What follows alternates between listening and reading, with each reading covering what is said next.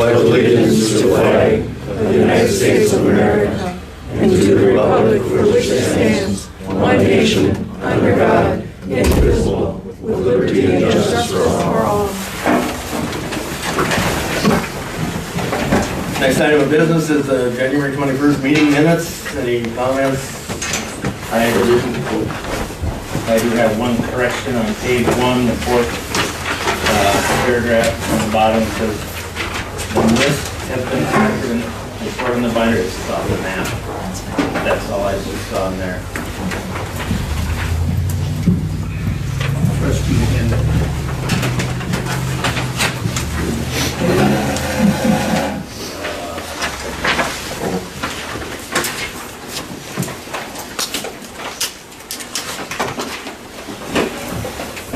Any other additions, corrections? If not, I entertain a motion to accept the minutes as corrected. So moved. Motion made. Is there a second? I'd second that. Motion made and seconded to approve the minutes as amended. Is there any further discussion? If not, we'll proceed to vote. All in favor, signify by saying aye. Aye. Opposed, no. Motion carried. Next item of business is to review and approve fire protection contract. You all got one in your packet. We pushed this down the road a couple months. Any comments, questions? I don't think we have any firefighters in here tonight.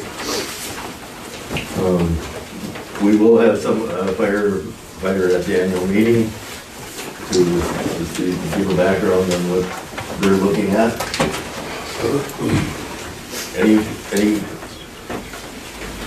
comments on the fire contract? Do you know who they have mutual aid agreements with? I know Malacca, Baldwin, and Wyatt is with us. I think it's just those two. Malacca and Baldwin? I just wanted to talk to them. I'm not positive. We might with Becker, which would actually be like San Diego. Yeah. Also. They have a hall over there. They just got to come all the way from Becker. No, they have one in San Diego or in Laredo. Okay. They got a substation. Any comments on the fire contract? If not, I'd entertain a motion to accept it. Yeah, we don't know what our total all it is. I believe. It's just got a formula on here. Yeah, it's for the 59 last year. 53, I think, last year. And I think it was a 3% increase. Yeah.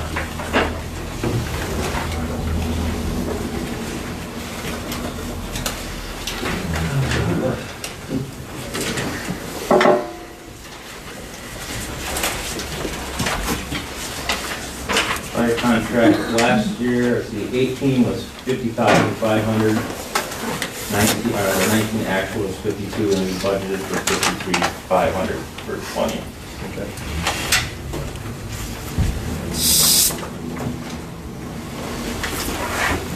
I would entertain a motion to accept the fire protection contract.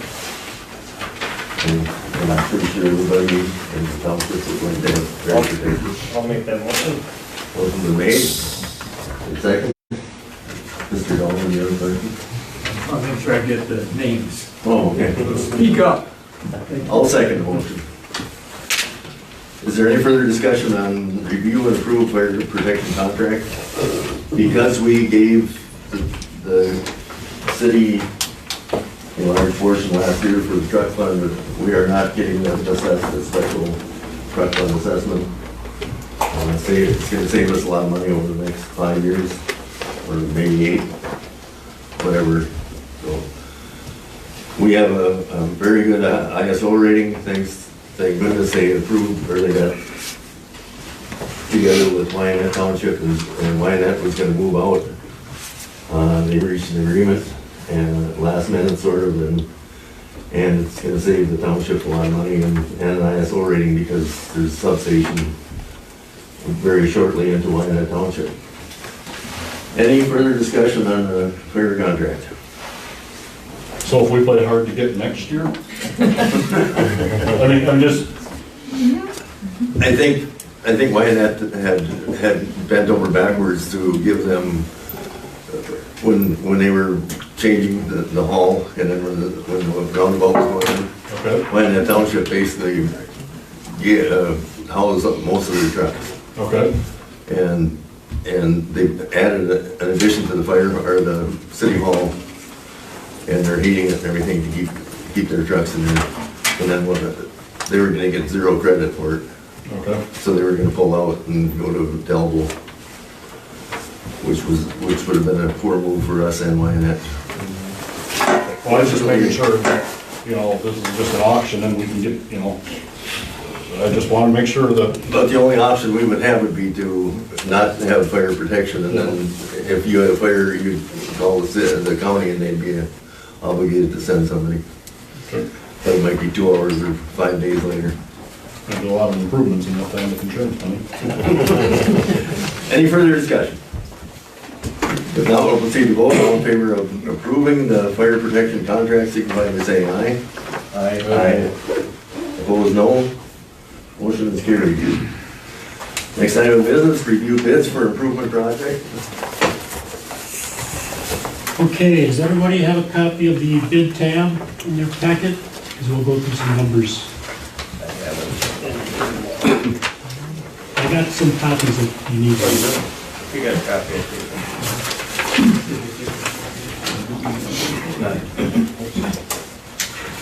If we want to put something on the board, or I'll just read them off. There's going to be a lot of numbers here. So last December, the board wanted me to get prepare the specifications and get some bid costs for the 33rd Street and 82nd Road improvements. We had 4 bids. The low bidder was Knife River Corporation at $345,735. The second lowest bid was Minnesota Paving and Materials, which used to be hard drives, at $359,779.80. North Valley was the third lowest bidder at $361,899.45. And Owen Contracting was the high bidder at $365,753.55. These are very good bids. I had estimated my cost about $80 to $85 a ton for bituminous. Knife River's at $64 and $65 a ton for bituminous. So these are really very good prices. As you look at your chart here, you can see that there's 4 different schedules, and each of the segments of the roads were split up. So we have a cost for 33rd West, 33rd East, 82nd North, 82nd South. And so each of those quadrants, Knife River's, we're using their lowest bids now. 33rd Street, west of 82nd, that would be between 82nd and County Road 4, $79,067.50. And then east of 82nd, 33rd Road goes to the east and dead ends down at the bottom of the hill there. That's $85,590.25. And that has an extra cost in it because we assumed there would be some kind of a turnaround at the far east end. So that's included in the cost here. And then 82nd Avenue, south of 33rd towards the city, that cost us $68,931.50. And 82nd Avenue, north of 33rd, that is $115,145.75. And that portion of the road does include about 1,200 yards of subgrade excavation. There's some clay material in there, and we need to dig it out and replace it and put some fabric there. So that's what that additional cost is for that. So total of all those 4 quadrants is $345,735. So based upon that, I guess the decision you need to make is if you want to do any portion of it or all portions of it, and whether you want to pay for this out of the general fund and we start the project this spring, or I know there's been some talk about assessing. Now, I do have, I know we got we had that roundtable discussion with the city here too. Yep. Is there a way to turn these on? The mic's on? I don't know if we can hear it. Okay. They're not an actual like amplifier, they're just to record you on the thing over there. Gotcha. He did leave me a voicemail. I'll play it so you guys can hear it. Who is this? The mayor. Hi, Township Supervisor Douglas Moran Schumacher, Mayor of the City of Princeton. Hey, I just wanted to reply back to your question you had regarding 33rd and 82nd, that road project that we want to be partners with Princeton Township on. There was a question from the township engineer on our assessment process or going through that. I want to kind of cover that here in this message that you could play out to the public. It is the City of Princeton's intent to be a partner with you and the school district to get the portion of 33rd and 82nd paved that is in the city limits. How we do that is through that 426, I believe, program, through the assessment. We need your township engineer to be your engineer, and we also need your township engineer to put on his city engineer hat and follow the steps of the city engineer process under 426. This is very important. That is a fact because we need this to be assessed so we can apply and get grant money to cover the cost of the school. That was always kind of the issue from the get-go. And essentially what I'm telling you is that the Princeton City Council has essentially said we're opening the front doors to you and your township engineer to come on in through our finance department and assess a city property owner for a township city project. This has been day one, this is what I've been talking about.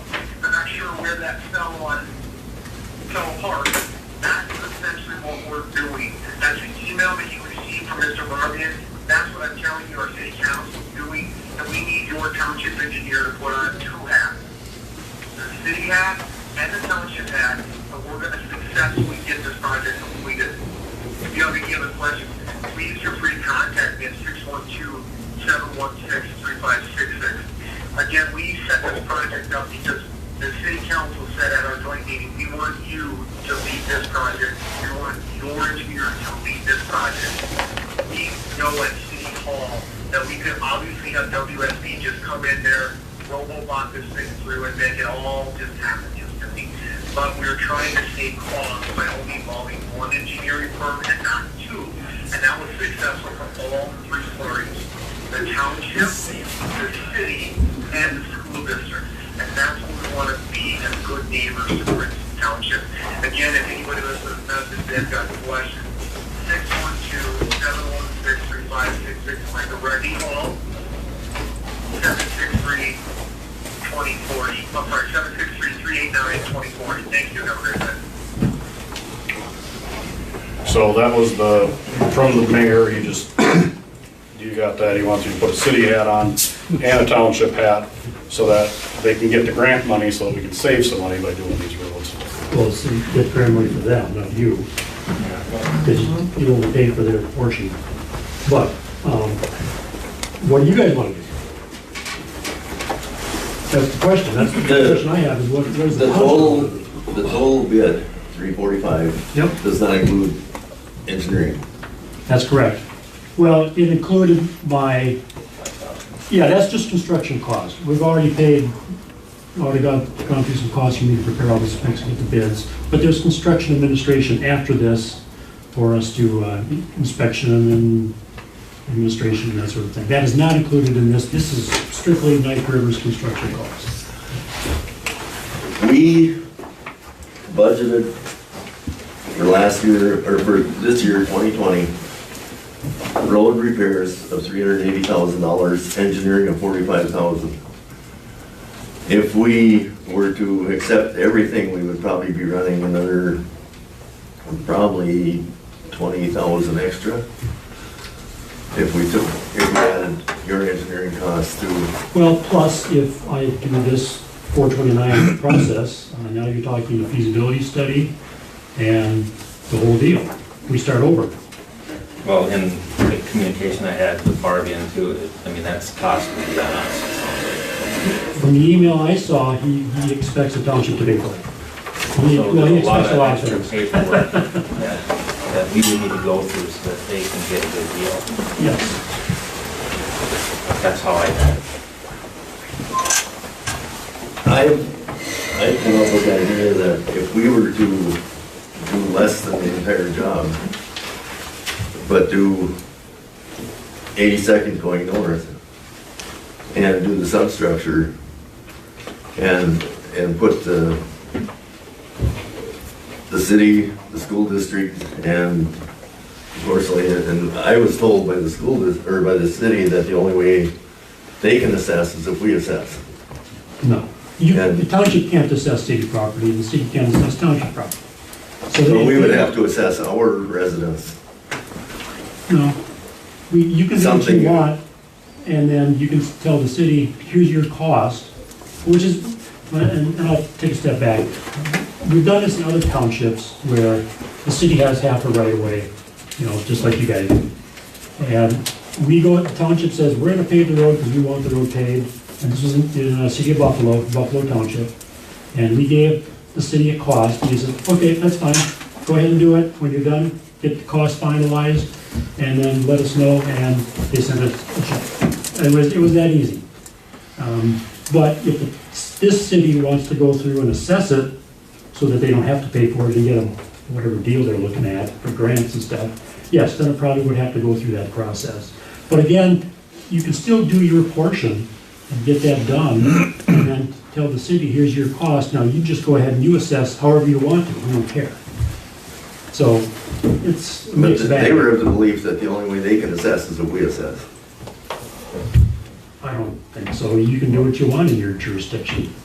I think it was a political deal that if they assess, then it wouldn't look good if we did. I think was more what it was trying to be said. It could be. Okay, if we broke it down, what would the cities, okay, you were looking at roughly, I if think, we went without 426. yeah, of that 345,000, I'm figuring about 75, a little close to $76,000 of that would be the city's portion. So we can do 77,678. That included engineering. Yep, I agree. So what are you considering total cost to? It'll be 270,000 roughly that the township would be. Plus engineering. Yes, Anything else, any other costs? not on my end. You mean it's not 700,000? Pardon? No, we've been told for a long time. Yeah, as a city. Well, that's, Well, we keep putting it off, it will be. that's the city. Well, that's how we just mentioned something, so that we put this off, it will be, I mean, these are excellent prices. These are fantastic prices. They want to get some projects done, or on their schedule for the spring. And that's why they gave us the prices they did. Yep. If we start doing this in August, it's gonna be We done. can, I think these bids are good for 60 days. The bid bond is 60 days. And we do have one issue though on the east end with the cul-de-sac. I mean, we don't have to do a cul-de-sac, we can just do a back and turn around and stays within our right of way. Correct. Yeah, the plan that I showed, a bubble, a cul-de-sac, and it's sneaked into the south, into the school property. We would have to get an easement to do that, but again, we don't have to. I just had it included in the bid, so we had a number for it. And that would be some kind of an expense too, I would imagine, for an easement. I think that there was some paperwork came today that would be out. I don't know if that came from That might come from Adam. I'm not really sure which one I have to read it. One of them.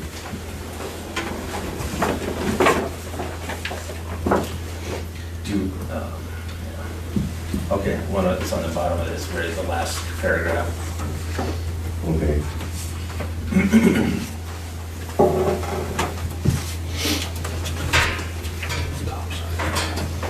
The township cannot do work on property unless it has legal right, so we would have to get an easement from the school?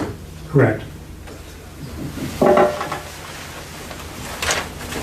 Is that usually a problem? And there has not been any established by you, so. I don't think it's gonna be too big, well, I don't know, we just need to talk to them and see what they say and go from there.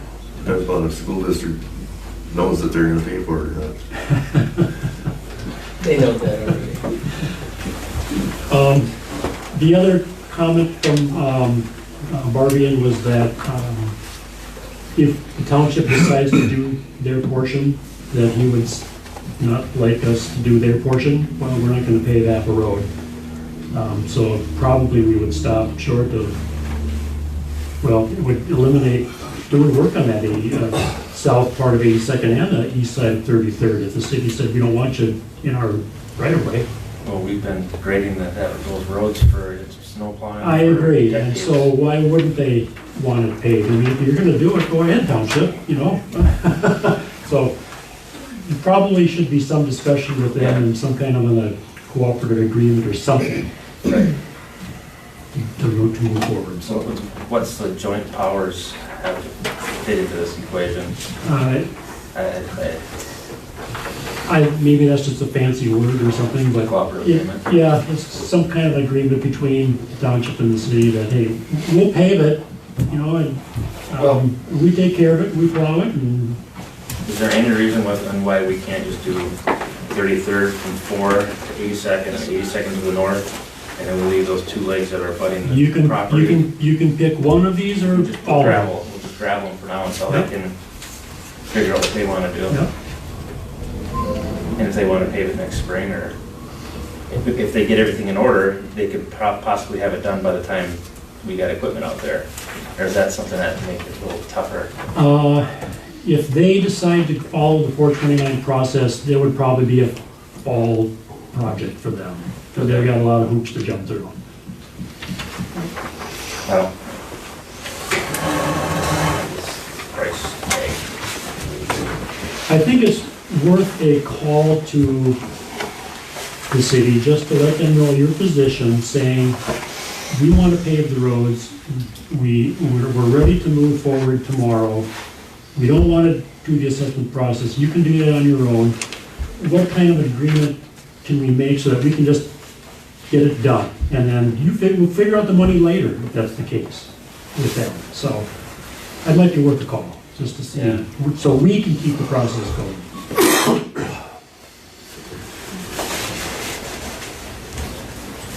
When do you need to have some sort of what's the word I'm looking for? Some kind of acceptance of the bid? Yeah. I would say for 60 days, we could go for another month, and then we could make a decision in March, Well, March 24th is our next. March regular 24th. meeting. Yeah. That's within that 60 days. And we try to have a, I'd be kind of weary pushing into March, because these guys are booking, Yeah. you know, we're gonna be the last of it, so if we got another 3 months of grading or filling in gravel, soft spots. I mean, you could find out a lot in a week, couldn't we, from the city? I think so. I mean, they can't start construction till May anyways. Yeah. So if we can have a continuation until next week, and hopefully we have an answer from the city at least. Sure. They need to know where, you know, the position you want to take and start to talk. I would say we just need to do it, but, you know, we just do it and ask the city forgiveness later? Can only do it with fire truck. Here's what we did. Give us money. I would suggest that we do a continuation meeting in, I don't know, where's the audit sitting? You haven't heard back from Bergen? I haven't heard back from Bergen. Okay. If possible, we could do a budget planning or budget session with the contract for the road, with the idea that we get some confirmation from the city that they are willing to jump on board, and if possible, an audit in a week, which would be the 25th. do a continuation of tonight's meeting and cover those 3 items. So we need to let them know what we decided though. And we would hope. What's that? Tomorrow. Well, I just want to be able, because we need to tell them what we're, so they know what Right. direction they're gonna go. So we have a meeting with Brad and Barbie and whoever. Okay, tell them, touch them right now, what are we doing? We're gonna do a. I'm just suggesting, should I make that motion? I'll move that we have a continuation meeting February 25th, I think we will. 25th, If you will. where we will be discussing budget, contract for the road, and audit. I can second that. Motion's been made and seconded. Is there any further discussion? So so where are we moving, with the city or without? I mean, maybe it's too soon to say what we're wanting to do. That's what we're gonna decide next week. Well, I think it'd be great if they wanted to show up at our continuation meeting to talk about it, so we can have an open. And maybe we can do some conversation with them before that to find out what their thinking is. What Tell them time? we got a really good deal, 7:30. We got a really good deal and we don't wanna waste it. From the township and where to know. Yeah. Motion's been made and seconded. Is there any further discussion? So how are you going to proceed now with the communication with the city? Is this, someone gonna give them a call or talk to Bob or, Just send a text. okay. About the meeting, but what's the township's position? Their position is that we wanna move forward and approve the contract, and Approve start the grading. full contract. Without you. That's our Sorry. position. We want to move forward. Do you just wanna bill or do you wanna participate in the discussion? And if they wanna assess, go ahead, do it, that's your own thing. Here, I'll let you type it out. I'll put it together. Is there any further discussion? Is there any further discussion? If not, we'll proceed to vote. All in favor of having a continuation meeting February 25th at 7:30, discussing budget, contracts for the road, and audit, signify by saying aye. Aye. Opposed, no. Motion's carried. Next item is Richard Reiman, escrow account status. That was brought up last month. Todd Geske has talked to me again about it. Until somebody comes out there and looks at what's there, if they actually have something in place that's approvable, they will, but until then, we can, Right now, it's a holding tank and it's getting pumped out as needed, you know. It's no different than what the Amish do. if that's what's going to be stayed with, you should probably get Todd or Lynn Paulton out there to look at it, talk it over, and, because they're the ones that are going to give the ultimate release on the. Even though it meets state requirements right now as it is. Well, I think that's If it does, they gotta sign off. have the documentation that shows it. Because he's very concerned that it has to be approved by one or the other. Compensation plan for meeting videographer is the next item of business. I don't have any information on this. Last month we brought up, I brought up to the table to a stipend of some sort for Andrea and Nick here, but then I was met with opposition that, theoretically it's a paid position then, and that should be opened up and open can of worms, I guess, and just trying to, help somebody out who's doing they're a great asset to the community, just what she's doing with that Princeton Bulletin board. I think we would have to have something permanent, like a permanent record here that could be gone back to before we could do that. And then we probably have to advertise it. Okay. And I know I put a little thought into it and just discussing stuff with Doug. We've got other needs within the township for maybe some IT thing, just maybe it could be a position that helps out with some IT things, that helps out with the video. I'm just thinking it could be just something like that, an employment type thing where it's just, A seasonal contract. a few, yeah. And I think that's where getting them lined up with an attorney that's, Yeah. where we can get some good advice on that would be helpful, because we're dealing with potential of employment. And then you're also dealing with the potential of, all of a sudden it's public property, and then we gotta deal with how items get destroyed or stored, or all that. Okay. So one of the requirements for graduation is an internship, and something I do. And currently I'm kind of doing one for the fair, but it's not really meeting the standards of, like, I don't do a lot with it. I do the fair time, and that's kind of it.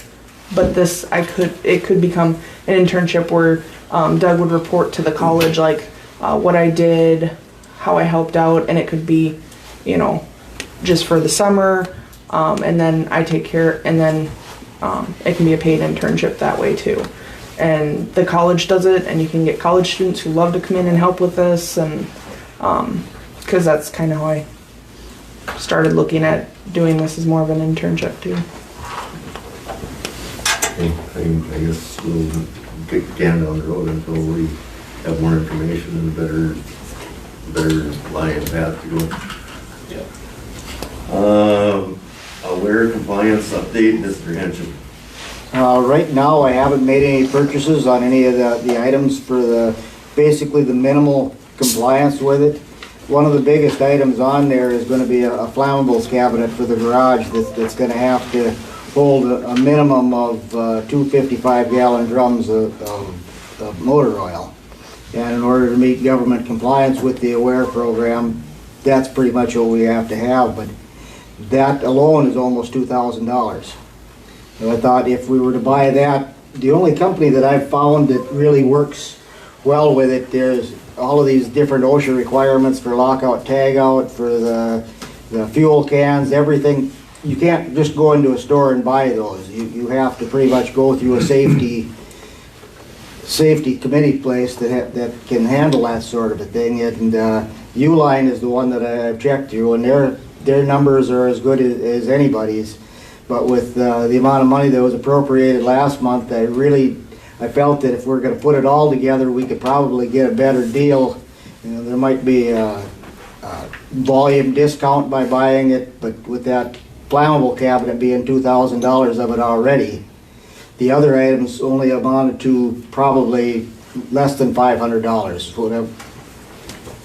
What I've got compiled here is $2,476 to basically meet the minimum requirements of what we should have here.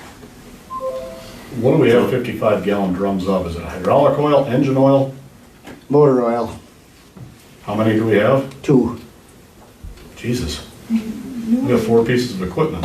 Well, one's motor oil and one's drain oil, I think. No, they're both motor oil. The other one's drain oil. I think I can get by with not having that on site by hauling it as we do the oil changes, haul it to the disposal site, so we don't have that on site. But we've got We have 2 gallons of it. 2 full 55-gallon drums, and the size of the cabinet would also hold the 2 gas cans that and a little bit of thinner and paint that we would have. It would fit in that. How old are them barrels in there? Because we didn't go through that much. They're fairly new. They're within the last 2 years. You could almost get by with 5-gallon pails. Yeah, that's all I do on the farm. That's what I'm trying to figure out. It came from Beaudry, I believe, because I think I got a phone call that I was supposed to be here when I was at work, and I had no idea what was going on, and they said, well, we're dropping it off right now. Is it Shell? What is it? I mean, do you know the brand on it? I don't know what offhand it was, but it's, I like I haven't say, dug in it's, them for a while, I don't know. Yeah. but the thing of it is, we've been a part of this AWARE program for years, and we haven't been compliant with any of it. So, and once you buy it, it isn't something we're going to be buying every 5 years or every 10 years. It's going to be something that it protects us with the compliance for the AWARE and the OSHA program. But even hydraulic oil on the farm, I mean, once you get the oil leak sealed up, I buy a 5-gallon can at a time. That's got gallons of oil sitting back there for engines. Last one, we just had the guys in Malacca, we just, Rugged Fleet, we just had them changing oil in the truck. So are you thinking we maybe don't need 250 I gallon? don't think you do, 5 gallons at a time, because that's, Can we sell? should be able to. Kenny, what's your thoughts on that? Can we live without 250 gallon drums? Well, we pushed it under the rug, you know, for a long enough period of time. We could change oil in the grader, change oil and stuff with and probably get it down to a 55 gallon drum and get a smaller cabinet.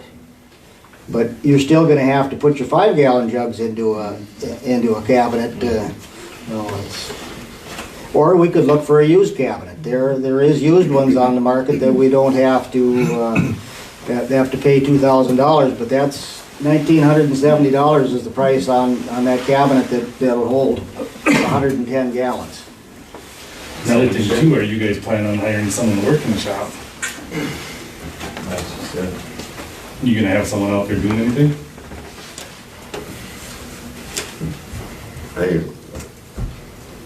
The way things have been going, I can't foresee us going back to our own equipment. I can't speak for everybody, but you know, we're sitting out there with a couple old trucks and an old grader that's about ready to keel over and put a lot of money into it. I think everybody in the township is happier with the way things have gone with the contracting. Yeah. And if we can get it down to one or sell them back to them. I'll just get rid of the oil and that cap and go get it. You go to Napa and get 10 gallons of oil as you need it. Then you don't need the cabinet. You don't need anything, get rid of the flammables and everything. Well, we still need a cabinet for gasoline and paint thinner, anything that's considered flammable has to be in a container to meet that AWAIR Half the program. size, half the price? Or is a 50 gallon just almost the same, $1,500? I mean, it's just enough to hold a 50 gallon and the miscellaneous 5 gallon jugs. Have you looked Well, at like I price say, on- there is other avenues. There's used cabinets out there if a person wants to sit on that one and meet the requirements on the other things. I mean, we haven't had one ever out there, so if we would get the fuel cans, the lockout, tag out, I mean, the rest of it only amounts to less than $500.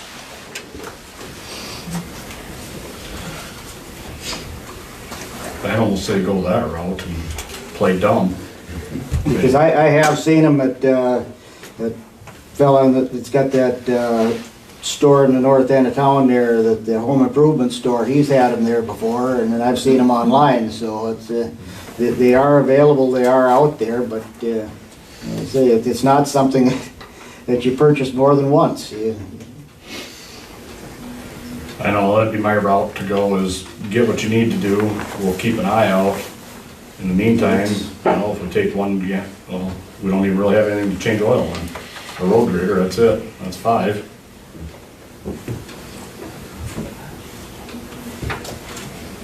We did allocate $750 last month, I believe, right? Okay, that's just the opinion I needed to have, just because of that cabinet. I thought there would be a volume discount by bundling those other items with that cabinet. If you felt that we needed to have it, it would be money well spent to spend it at one time. But if you want to wait on that one, that's, but we do need to have some of this stuff bought so we're compliant with the AWAIR program. It's just been rubber stamped for the last several years, and we don't have any of it out there. I'd propose take and sell those 255 gallon drums of oil. Whatever we get out of that money, take and put that towards the cabinet. Well, we don't need a big cabinet. No, but if you get rid of the, Smaller cabinet. you know, because them barrels are probably, I don't know what the cost is, but it's probably $600-700. Is that a motion? I would move to, Motion's been made to sell 2 drums of oil and put it toward Use the money for the cabinet. fireproof cabinet. For a second? I'll second. there any further discussion? There's no reason to have that, all that in the shop. Is there any further discussion? But we just gotta make sure we know who buys it, because, you know, none of the board members can have Right. any touch on it and stuff, so just make sure we follow the rules on that. Any further discussion? If not, we'll proceed to vote. All in favor signify by saying aye. Aye. Aye. Opposed, no. Motion's carried. And then if you can just go forward with other purchases, Okay, sounds get good. us close anyway. So next year, maybe we can be, Well, the other things are just signage and fuel cans and the lockout, tagout kit, the things that they would look at if they came in here to see if we were in compliant, and this is basically the minimum. And there is a real possibility we could find a used cabinet out there to handle anything that we would need. but I know there's stuff like the exit signs are here, but like that little closet should have a sign on it. That that has says to not have an a sign exit. on it, not an exit. Same with our restroom, and the other part of the building has to have a proper signage on it that's never been there, but Do we wanna, should I make a motion? I'll make a motion to increase the spending. He had 750, it sounds like he's gonna need at least 1,500 probably. If he well, finds no, another- that's, with what I needed for everything but the flammable cabinet is $476. Yeah, but if you need a flammable cabinet even at the end, not for the 55-gallon drums, but for all your gasolines and your thinners, is that included in that 451? No. Or do you still need another cabinet? Well, we would need a cabinet of some type, but when you get into the size that you can handle 55-gallon drums, it jumps considerably. It at least doubles to Yeah, have that, so. I did a quick search and it looks like they're anywhere from $600 to $1,000 just for the smaller ones, even for gas cans and stuff. Yep. So do we want to, just so that we get this AWAIR program taken care of, or do we want to drag it on another? If we can sell the oil, we're gonna put proceeds of that toward the cabinet. That was your motion. Oh, okay, we'll do with the proceeds, okay. Anything else? Thank you, Ken. You're doing things that should have been done a long time ago. I appreciate it. Next item of business, zoning administrator's report. Yes, Mr. Chair. We have a request, this is from Jesse Johndal, as part of the Silver Lake Oaks development.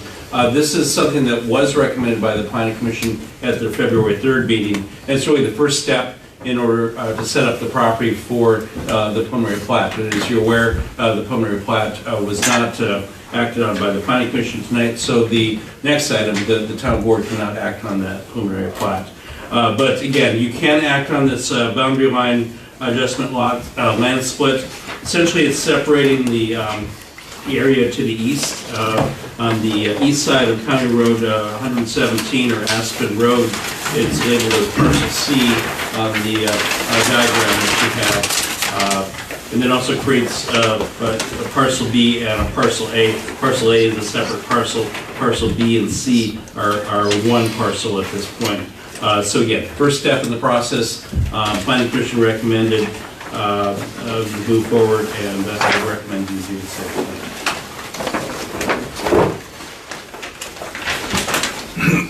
The lots would meet all the zoning requirements. And again, it's a parcel B and parcel A that will eventually, if you approve it, will become the Silver Lake Oaks.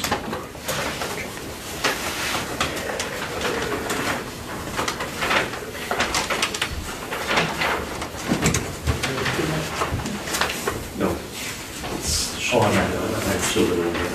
So it's parcel C, parcel A, and parcel B. There's also a copy of one too.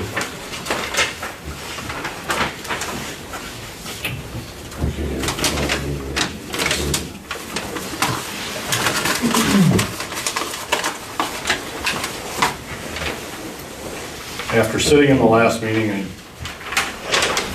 I could hear a lot of frustration, but at the same time, I don't like that the neighbors leave their corn up in the field across from mine. Well, I've got every right to buy it. Do we have any assessment what the tax valuation is gonna be on these houses? I can't imagine it's gonna be Yeah, I- 200,000, it's gonna be higher than that, so it's gonna only increase our tax base.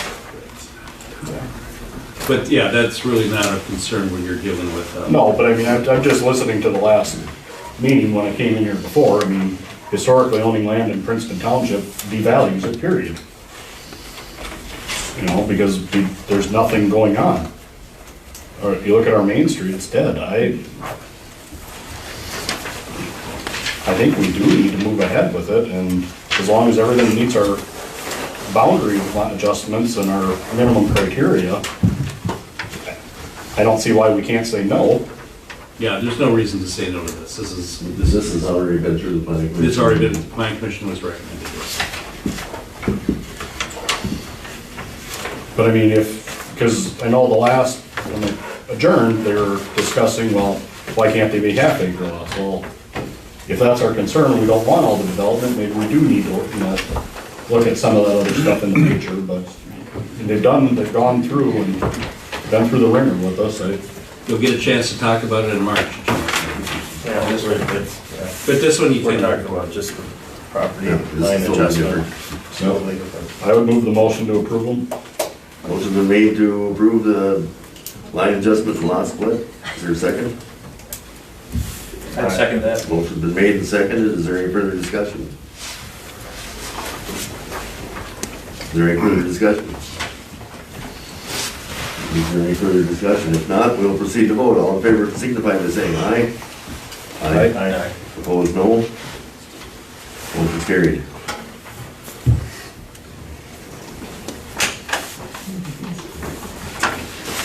Yes, Mr. Chair, the next item, we're ready to move on to event venues. The Planning Commission also at the February 3rd meeting have, as you're aware, because in December you looked at their initial draft of the regulations, was to look at a process for allowing event venues and agritourism, and of course that would also include farm wineries, distilleries, and microbreweries. Planning Commission went back and forth a bit on the appropriate process to allow these. Originally, we discussed an interim use process, but they settled on a conditional use permit process for all the event venues, including agritourism. The reason for that is, number one, the state statute related to alcohol licensing, at least for the wineries, the distilleries, and microbreweries, does state conditional use permit process. So we did have to follow that anyway as a process for that. But the Planning Commission felt that, again, if someone is going to start an event venue, the investment they put into it is important, to that the person who originally does it, and have a conditional use permit, they'll run with the land as far as opposed to an interim use. That the next person who may purchase that occupation on that property would have to go through the Planning Commission Town Board again. So they did go with the conditional use permit process. What is shown in dark are the changes to the ordinance required. We had some definitions we added: agritourism, event venue, special event. It then sets up event venues and agritourism as a conditional use in the districts, so the R1, the R2, the rural residential, and the ag conservation. The one thing that we did discuss with the town board is the list of conditions for event venue and agritourism. And again, the Planning Commission spent a lot of time on these criteria in terms of the hours of operation, such things as recorded music should be only limited to only indoors after 11 p.m. Numbers of parking spaces required, hits on the licensing requirements, lighting and so forth, trash and recycling storage, and et cetera, et cetera. So again, these really have not changed from when the town board looked at them in December.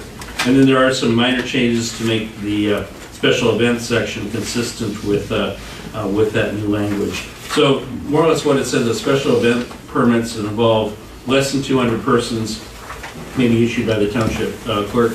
All other special event permits may be issued upon review the Board of Supervisors. Again, some other jurisdictions have that 200-person criteria, and again, it felt that it would streamline the process. The township clerk should be able to go through and determine, probably with my assistance, if those special events under 200 are appropriate, and then anything over a larger event would require your review. So a lot to take in tonight, but that is the recommendation of the Planning Commission on this amendment. Did I understand that if it's a winery or anything like that, it has to be a CUP? It has to be a CUP. That's the section. I'd like to thank the Planning Commission for putting all the effort they did into this. I'm sure this took a lot of time and effort. I do have a question on page 5, letter C. I was just looking at, I believe there's a venue on the south end of town, and it says event venue shall not be located within a quarter mile of 10 residents. What if the neighboring township puts a development in and there's 10 homes within a quarter mile, or if it's a larger piece of property, you've got a 50-acre chunk. Sure. And does it go from the corner of that 50-acre chunk, or is it? Yeah, I would think you would draw around the boundaries of it and to establish that 1 quarter. Because that one, I mean, the one I'm thinking about specifically, I think You're everybody allowed to else, comply with that. I don't think we comply with that number. That's probably a very good point. Again, we may have some, in some of the subdivisions that are more densely, populated or have more homes, that might. And they might not even be in our, again, like you said, they might not be in our township. They might, if some of these venues are out in the country, and they're right on the township next door. And in fact, it doesn't even specify whether it's another township or even another city. I mean, the way it's worded now. So. And this has been through the Planning Commission, it's been public hearing? It's been through the Planning Commission. So we could approve the amendment as a... You could approve the amendment. I think you should have a little discussion about C. I mean, that's something, you have a lot of other provisions that the event venue should be located on property not less than 5 acres. Any new buildings constructed on part of the venue should be 50 feet for all property lines. So maybe that is something that you could consider not including it. And if we have some issues with it down the road, then that could change. But you could strike that one. You're talking about page 5, number 6, letter C? Yeah, page 5. Because I don't know, because that event venue, again, they might have 50 acres, but maybe their venue is only limited to a portion of their 50 acres. So I don't know what it may be covered in another portion here, but I'm not sure. No, that would the way it's worded right now, it's pretty open, I would say, and it doesn't really clarify. Again, is it the event venue, the buildings itself, or is it the entire property? Like you're saying, maybe 10 acres. So we could clarify that, or we could strike it. It's interesting, the Planning Commission almost reworded every one of these so many times, but that's one that they did not get into a lot of details. It's a pleasure.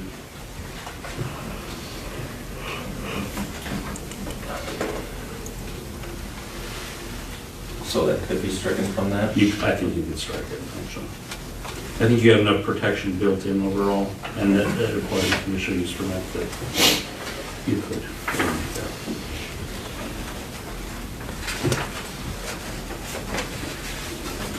Any further discussion? I'd make a motion that, I'm sorry, any other discussion? That would be way better. I'd make a motion to accept the ordinance as is, once we strike letter C on page 5 from the ordinance. Is there a second? I would second that motion. Motion's been made and seconded to approve the agritourism event venues ordinance amendment. Any further discussion? If not, any further discussion? If not, we'll proceed to vote. All in favor signify by saying aye. Aye. Opposed, no. Motion's carried. Thank you, Plat. Mr. McLouth, if you would like to leave, we're Done? I think we're done with. All right, Sorry, that's fine. What about me, it's school night? I do have a question. I forget about this, the right-of-way ordinance. That was not part of, that's not on the agenda. I can probably cover that tonight. Okay. I'm good. All right. Well, it's Just just that copy I a point sent you? Yeah. Okay. It's just a point of, it's just gonna be a brief discussion anyway, Alright. so thank you. Okay, I'll talk to you tomorrow maybe, or Wednesday. I'll talk to you tomorrow. I'll email you tomorrow. Okay, thank you. amendments adding solar energy systems requirements for zoning regulations. Yes, this is another item that the planning commission recommended to the town board. They scheduled a public hearing and again, made their recommendation. This is very similar to what the draft that you have reviewed in December. Very few changes to it. It adds provisions related to solar energy, including definitions. There was a comment made at the town board about defining solar shingles, which is done on page 3. Again, a conditional use permit requirement. Joel Nix has been working, I believe, with the planning commission for some time.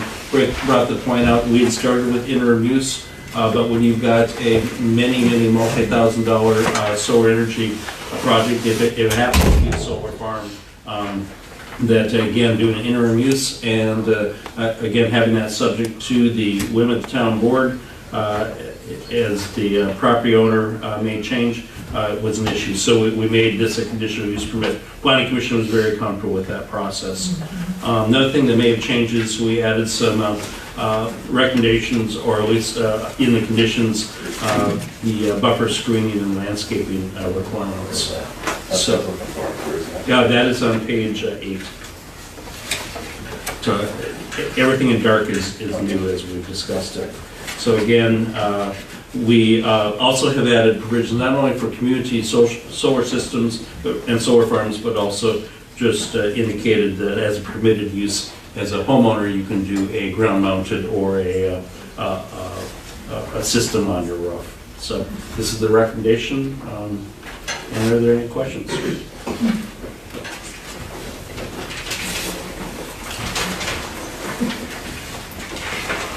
So, as it relates to the vegetative screening, depending on what the profile of the road is, 6 foot may not block anything. So, in situations like that, I don't want to block shade. I mean, shade, that's all. And the 6 foot is really the beginning. Okay. It specifies the minimum size where they're planted, so they're not putting in 2 foot evergreens. That probably Great. Okay.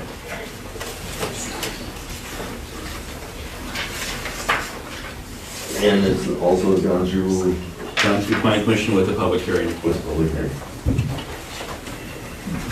I would entertain a motion to accept the amendment to the solar energy system requirements. I would move that motion. Motion's been made, there's a second. Motion, I will second the motion. Is there any further discussion?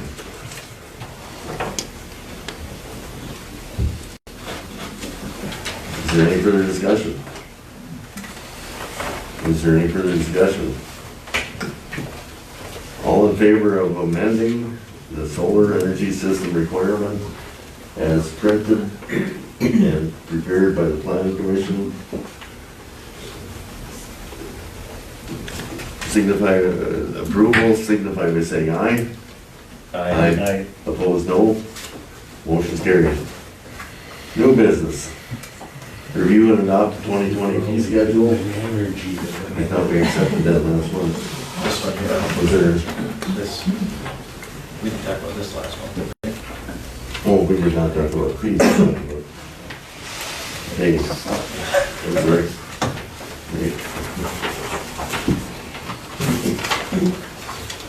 Has this changed from last year?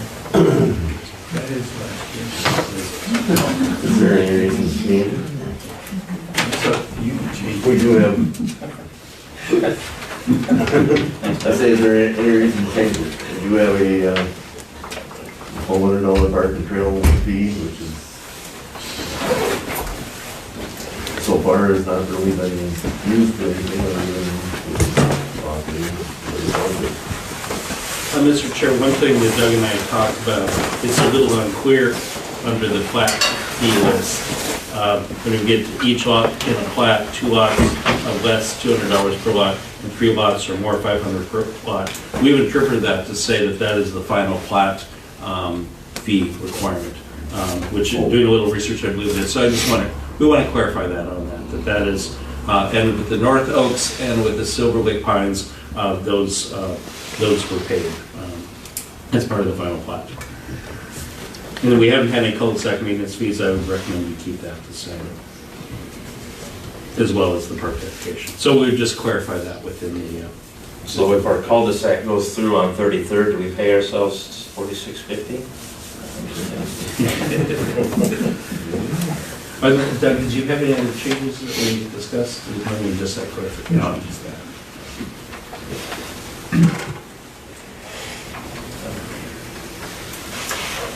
Have some good news for the residents. Maybe it'll help you say that we can keep it where it is. When we prepared the budget for last year, we started with $801,000, which is about $400, almost $400 per every man, woman, and child in the township. And in the bank, we figured that that's kind of ridiculous. We paid $165,000 to the fire department for the truck fund, so we didn't have to get assessed over an 8 or 10 year period, whatever it is. We anticipated with that we were going to be at the end of the year of 2019 at $642,000. We actually ended up with $766,000, so we're $120,000. Part of that was we didn't spend a whole lot on roads and so on, but a lot of that money that balanced us and almost brought us back to, well, it was over $300 per man, woman, and child was some of these fees. So I'm going to move that we keep the fee schedule the same. I'd second that. Is there any further discussion? Is there any further discussion on keeping the fee schedule the same as for 2019? Is there any further discussion? If not, we'll proceed to vote. All in favor of keeping the fee schedule exactly the same as last year, signify by saying aye. Aye. Opposed, no. Motion's carried. Next item is, I'll let you go at this one. Was job opening for part-time road maintenance? That's art time. Part-time, yeah, I see that on the agenda. I put a P in there for. My keyboard advertisement. Yeah, so this position would be for a part-time road maintenance employee to operate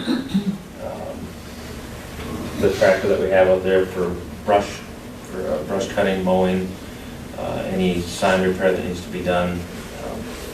I also kind of envisioned, we've got a 98, I'm not sure what year that truck is out in the back, that has a snow plow on it that could be utilized. You're talking 88. An 88? What year is that truck in the back? It's either a 90 or 91. It's right in that. It's not new, I'm just saying. It's nice to go. It was gifted to the Okay. So just to do those types of things, miscellaneous brush cleaning away from signs, sign replacement, those types of things. So when I was figuring part-time, I was figuring about the eight hours a week would be the max. We would need them for that. I mean, there might be times, when we're brush mowing that they might want to get it all done within a week instead of 4 months. So I would just propose that the board think about, consider posting an opening for a part-time road maintenance employee. And that would be just doing the little stuff, not the grading, Yeah. It would just be. just the nuisance stuff, grabbing the trees out of the ditch. Right. Grabbing the Kind of the trees stuff- out of our road ditch. Stuff that Kenny was doing this last summer and some of the stuff that I was doing, trimming trees that were kind of in the way of signing and trying to bend signs, straighten them out and that type of thing. Replacing fire numbers. That hasn't happened yet for Doug. Cursed fire. So, yeah, those are the types. That's how it started this whole thing. And things, I mean, we, that equipment needs to be switched out for the implements and those types of things, so, yeah. And like I said, any miscellaneous cleaned up, snow, we got intersections that need to be cleaned up, or, just something on the back. Do you have an idea of pay schedule? It's that pay, I kind of was thinking about that when we did the pay schedule last month. I think we've got a range in there. You're basically looking about 250 a week. Yeah. Figure at 10 hours at 25. Right? Yeah. Times We four. only go that high. Hold on here. If we're gonna make that higher paid than. Well, they get 20 to 25. What's that? Yeah, 20 to 25 for the pay. We don't wanna go. Well, we can see, we can wait, we can set the. Yeah. So it's gonna be about 3-4 grand. Interview. Is this something that Kenny wants the extra hours to do that stuff? Well, some of the stuff, like the picking stuff up out of the ditch and things like that is things that I have been doing over the last 15 years, but Connie's boys kind of took over doing some of that. They were employees of the township also, so I don't know how much of that was really, recorded beyond that, but I've been doing that for years, but it's just a matter of when I drive the township roads, I see something in a ditch, I pick it up and haul it up here, so I guess I don't look at it as a huge factor, but I think the ditch mowing and stuff like that would be more so the big part of that job, is get somebody that's qualified to operate the tractor in a manner that could take care of that. I personally like to contract, I mean, some of that, we can hire a lot of that out, but we've got a tractor now that was been purchased and we've had it for over 2 years and it's got 158 hours on it. So there's like, I've brought it up at previous meetings. Unless you're gonna use something almost 60% of the time, it's really not worth purchasing, but now we're stuck with it, so I'd like to get at least 15% usage out of it, which we're gonna be tough even getting that usage out of it this summer. I would like, sorry, But I would like to see Candy get first chance at, if you wanna get stuff out of the ditch and so on. Well, I would We already have still used take it. care of doing that, but I don't know if, as though you'd need to have that many hours for the I think to have somebody for a qualified person operating that tractor or ditch mower would be,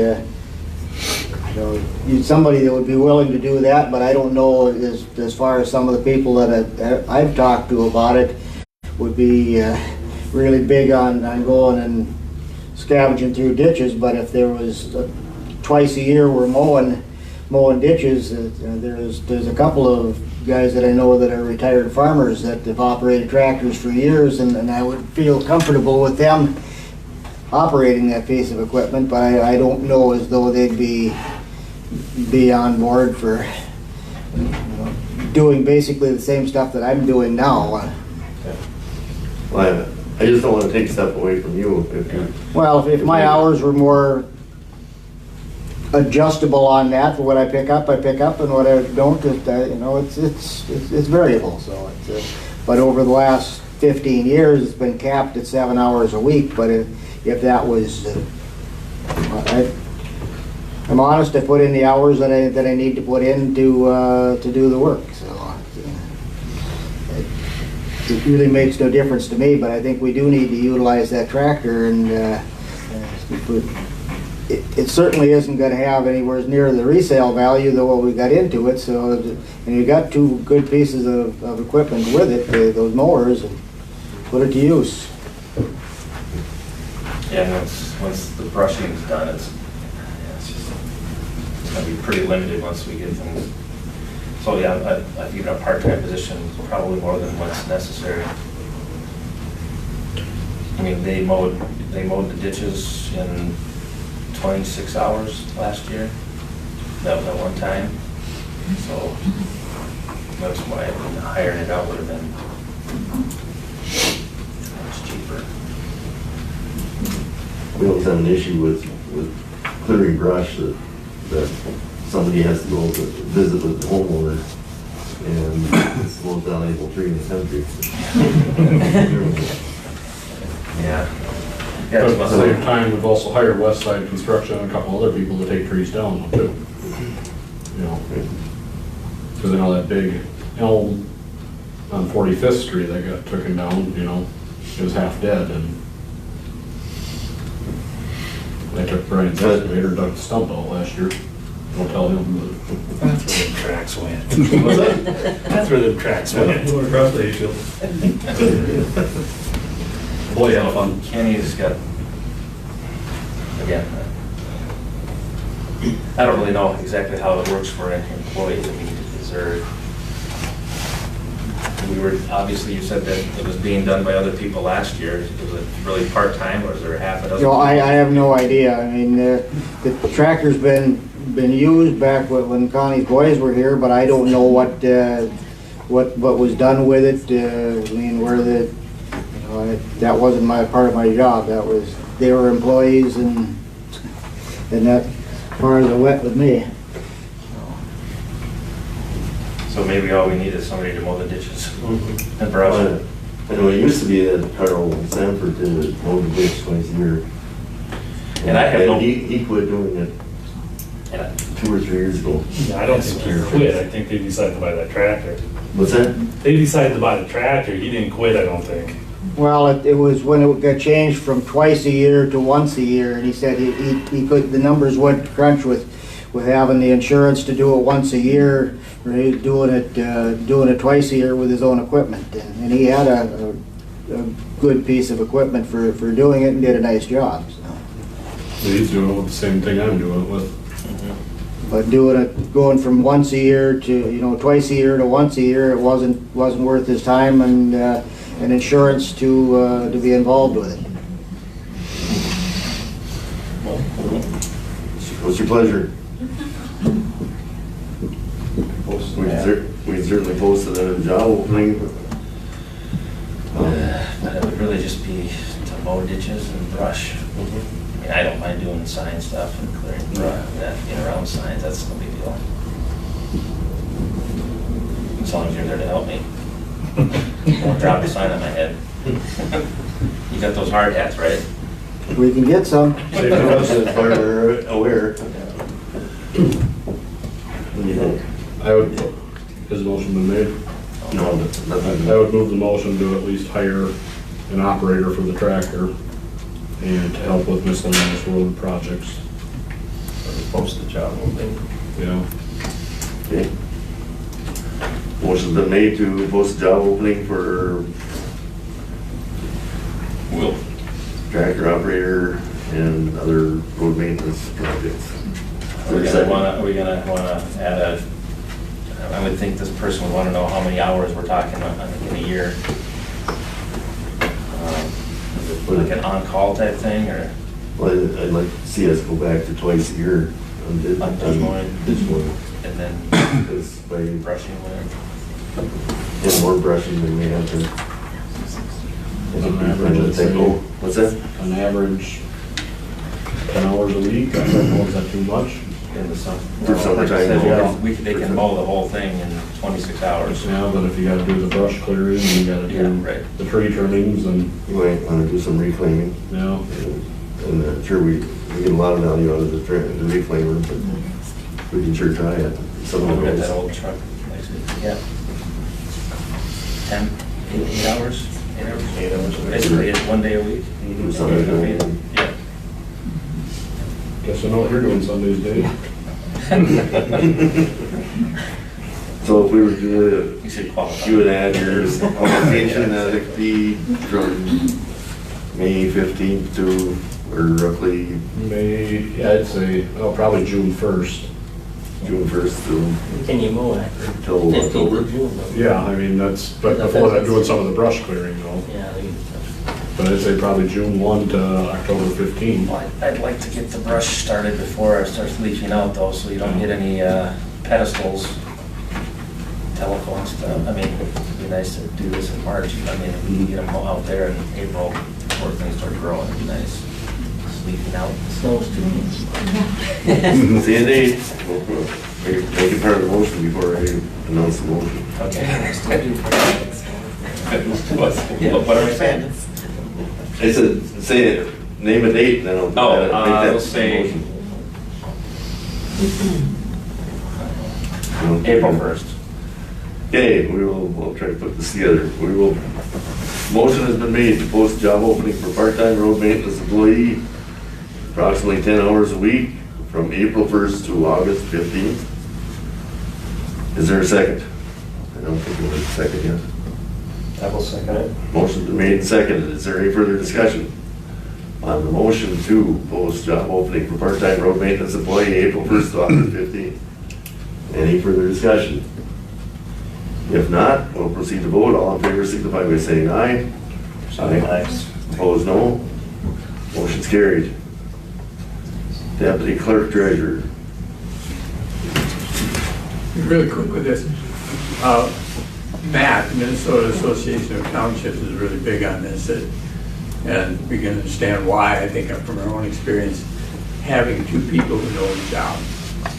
That doesn't have to be a lot of time, but it'd be good to have someone who's learning the job and would be able to take over in the event of it. Say I got an offer to become the head pro over in Carnoustie or something like that, and I just couldn't pass it up.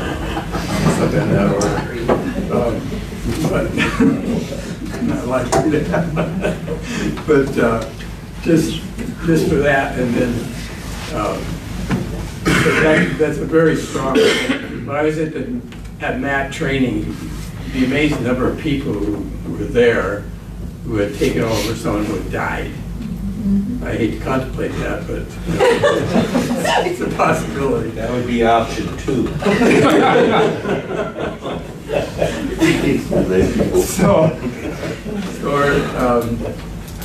I think it would be prudent to move in that direction. I know from experience when September 3rd or whatever it was came about and we had an empty building and had no direction where we were going, and it was kind of an empty building. I can tell you that I would not be here if it weren't for Jeanette. I would have exercised option 2.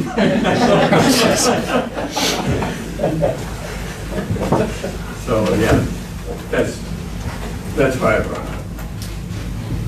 Okay, what would you propose? I don't know that it requires a motion. I think it's a discretionary thing on the part of the It's person. actually on the clerk. And we have a budget for it, right? Well, we Part of the got, budget. they cut the former salary now, so we should have a budget. Yeah. So, given that, I will begin to solicit applicants for that position. Probably, I'm thinking in probably the order of 10 hours a week. So, 2 5-hour shifts. Would we want to open it up to, I mean, would you contact the candidates that they had that? That was a possibility. Yeah, we could do that. And I don't know if we have posting requirements for all those two positions. We have to do all that. Because it's an appointment from you. Well, you're glad to know I don't have any relatives in the area.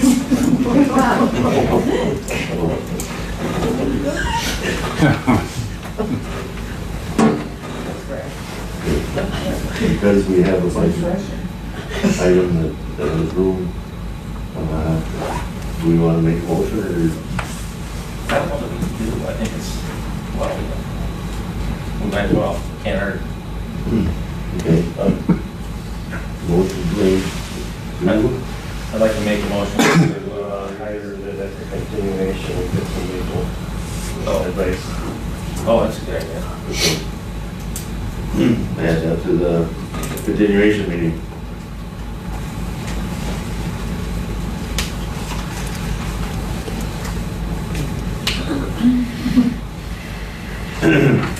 Knowing for anybody that's watching or seeing this and saying, well, Jeanette is not interested.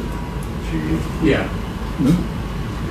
She wants to ride off into the Makes sunset. it clear that she, has other things that are, she'd like to be able to spend more time on. But I have appreciated whether they can say what she's provided here as far as helping me make the transition.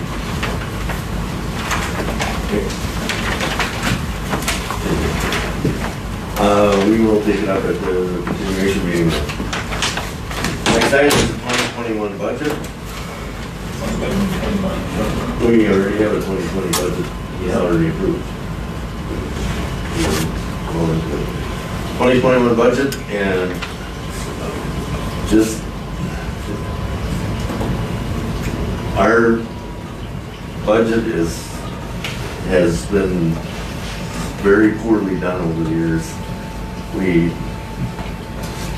don't think anything is totally illegal, but it was very poorly stated, and like how much gravel was used, how much road repair was used, so on. That's why I'm suggesting that we have a board continuation to talk about the budget, and we're going to try to gradually get into the CTAS,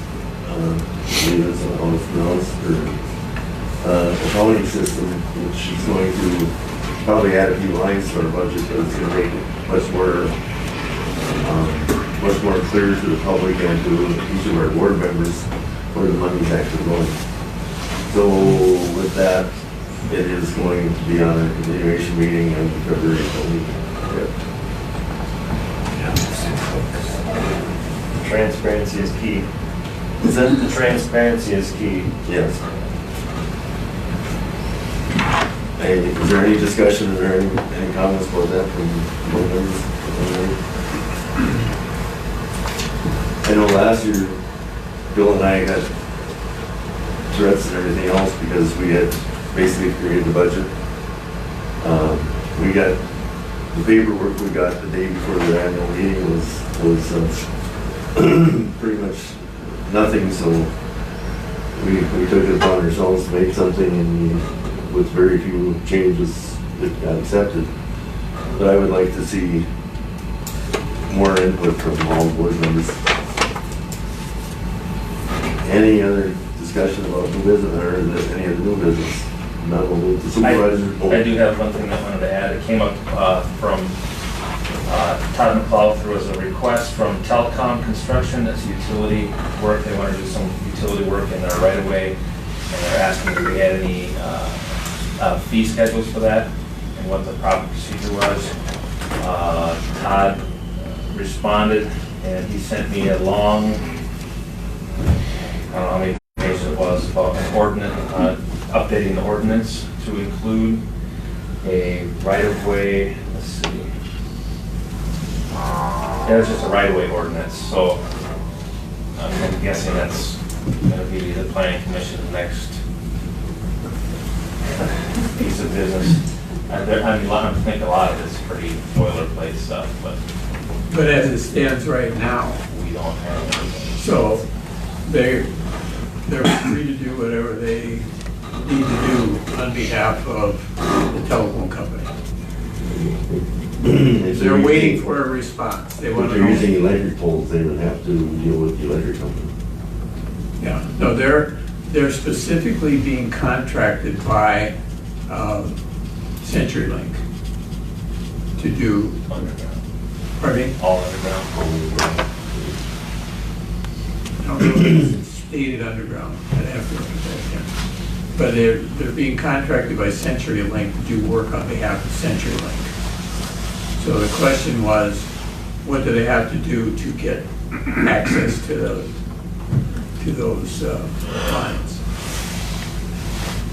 And do we have an ordinance, do we have a fee, do we have anything of that nature that covers that? Okay, so we don't. Best we can do is, in the last 12 years, every time there's been a land split, that's touching the township road, we've required an easement. So we have a lot of easement, road easements. And that would allow them to have access to the ditch bank and whatever. Not everywhere has a road easement, is what you're saying? No, and I think the county has, if it's a county road, it's on them. If it's township roads, we've got the easements. At least, we probably have 70% of the roads, township roads have easements. Right, but they'd want to make sure that there's an easement where they're going to try to go. Mhm. They'd have to go to the county to figure that out. Right? Yeah, it should be recorded. And then the other thing, that, I don't have anything else. Are you good with that, Doug? Yeah, contract. And then the other thing I wanted to, we talked about it last month, but I think it kind of got lost in the whole making a motion to spend up to $150 to place an ad in the Princeton Today. There's a lot of people who don't get the Princeton paper, you know, or they don't know where to find the public notices. So I'd just like to make a motion to spend $150 in Princeton Today, just reminding people where and when the vote is, and where and when the annual meeting is. I'll second that motion. And remember the annual meeting, the vote is here, annual meeting is intermediate school. That should be in your ad. Middle school. Middle school, is that what's it called? Is it intermediate school? It's the middle school. The one Intermediate is part of North the Elementary, Okay. right? But it's, okay. Yeah. Intermediate. It's a safe. Mr. It Chair. says here somewhere. Did you need me for anything else tonight? Seems so. No, but thank you very much. I don't want, I kind of want to hear Doug's report. Oh, I'll call him tomorrow. You watch it on the video. Thank you. Thank you. Good night. Thanks, Scott. moving ahead, annual meeting agenda. Okay, did we get that motion? Oh, Second. motion made and seconded to, We're after discussion. yeah, okay. Is there any further discussion?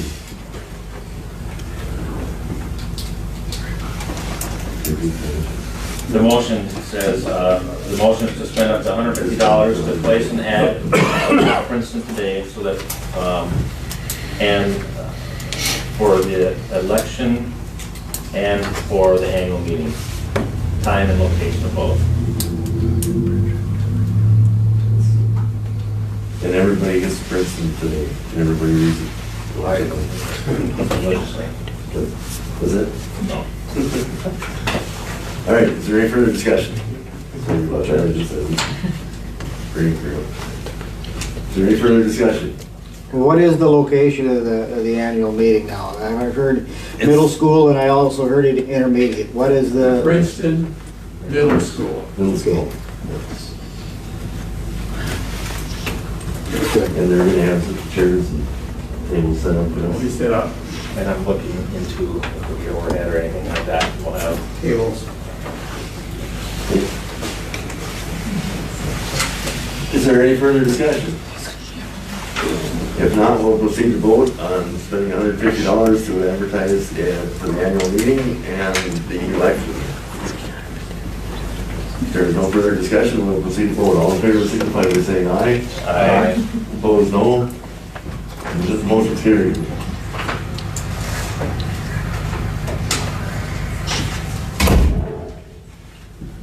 annual meeting agenda. And we're going to probably finalize that at the continuation meeting. If that works. Same time, a little time tonight. Mr. Whitcomb, you have a road report. I do, but I think I'm gonna skip it. A lot of the information I have here is repeated from last month. There's a few things that we discussed, but there's not a lot of new people, and if they want to see the information, I'd say probably 60% of what I was going to share was shared last month. Being that it's getting late. The only thing I did want to touch on, I've got some handouts. I'll at least give these handouts. People can look at. The one thing that Gene mentioned that I wanted to affirm in his comments was that we have CTAS that has predefined categories. The categories under Public Works was a 4,300, and in the highway, streets, and roadways was the 43,100. And this chart of accounts also has one for paved streets. That was 43,121, and for unpaved streets, 43,122. And those are fairly well defined as to what those actually stand for. 43,100 for highways and streets. It was saying that this group of accounts is used to record expenditures for construction. I should have kept one for myself. That's what I'm looking for. Page 13. So page 7, slide 13. So township accounting, CTAS chart of accounts, information is taken from the Minnesota State Auditor's website from CTAS. So 43,100 highway streets just talks about there. The main account was set 10 sub-accounts. These group of accounts was used to record expenditures of construction and maintenance of roadways and walkways. They've had this set up. They got 43,121 paved streets. Those are expenditures for construction, maintenance, and repair of street surfaces, curb and gutters, which were paved with asphalt, concrete, brick, or stone. 43,122 is unpaved streets. So they made it a point to differentiate between the difference between paved roads and unpaved roads. Number 4, page 14 there, it appears we've had some creative accounting being used over the years. They decided to make one a 43,101, and they just labeled it as road repair. And last month, if you remember correctly, or from what I mentioned, you can look back in some of the earlier pages where gravel was shown as a budget of like $10,000, and we were being told that they were using $10,000. Well, they were actually using $68,000 in some years. Well, if you look back at page 9, you can see where it is, the combined misrepresentations. Page 5, sub-screen 9. So the gravel budget was $10,000 for all four, for 3 years, for 15, 16, 17, 18. We had it at 25 or 27,000, I think. No, 25,000. So we were told those years that's what was spent, but the gravel invoices are shown there in red. So in 16, there was actually 68,000 spent on gravel, but that balance over 10,000, what we were told was spent, was actually charged to the road and to pavement. So the public for years has thought that we're spending all this money on our paved roads.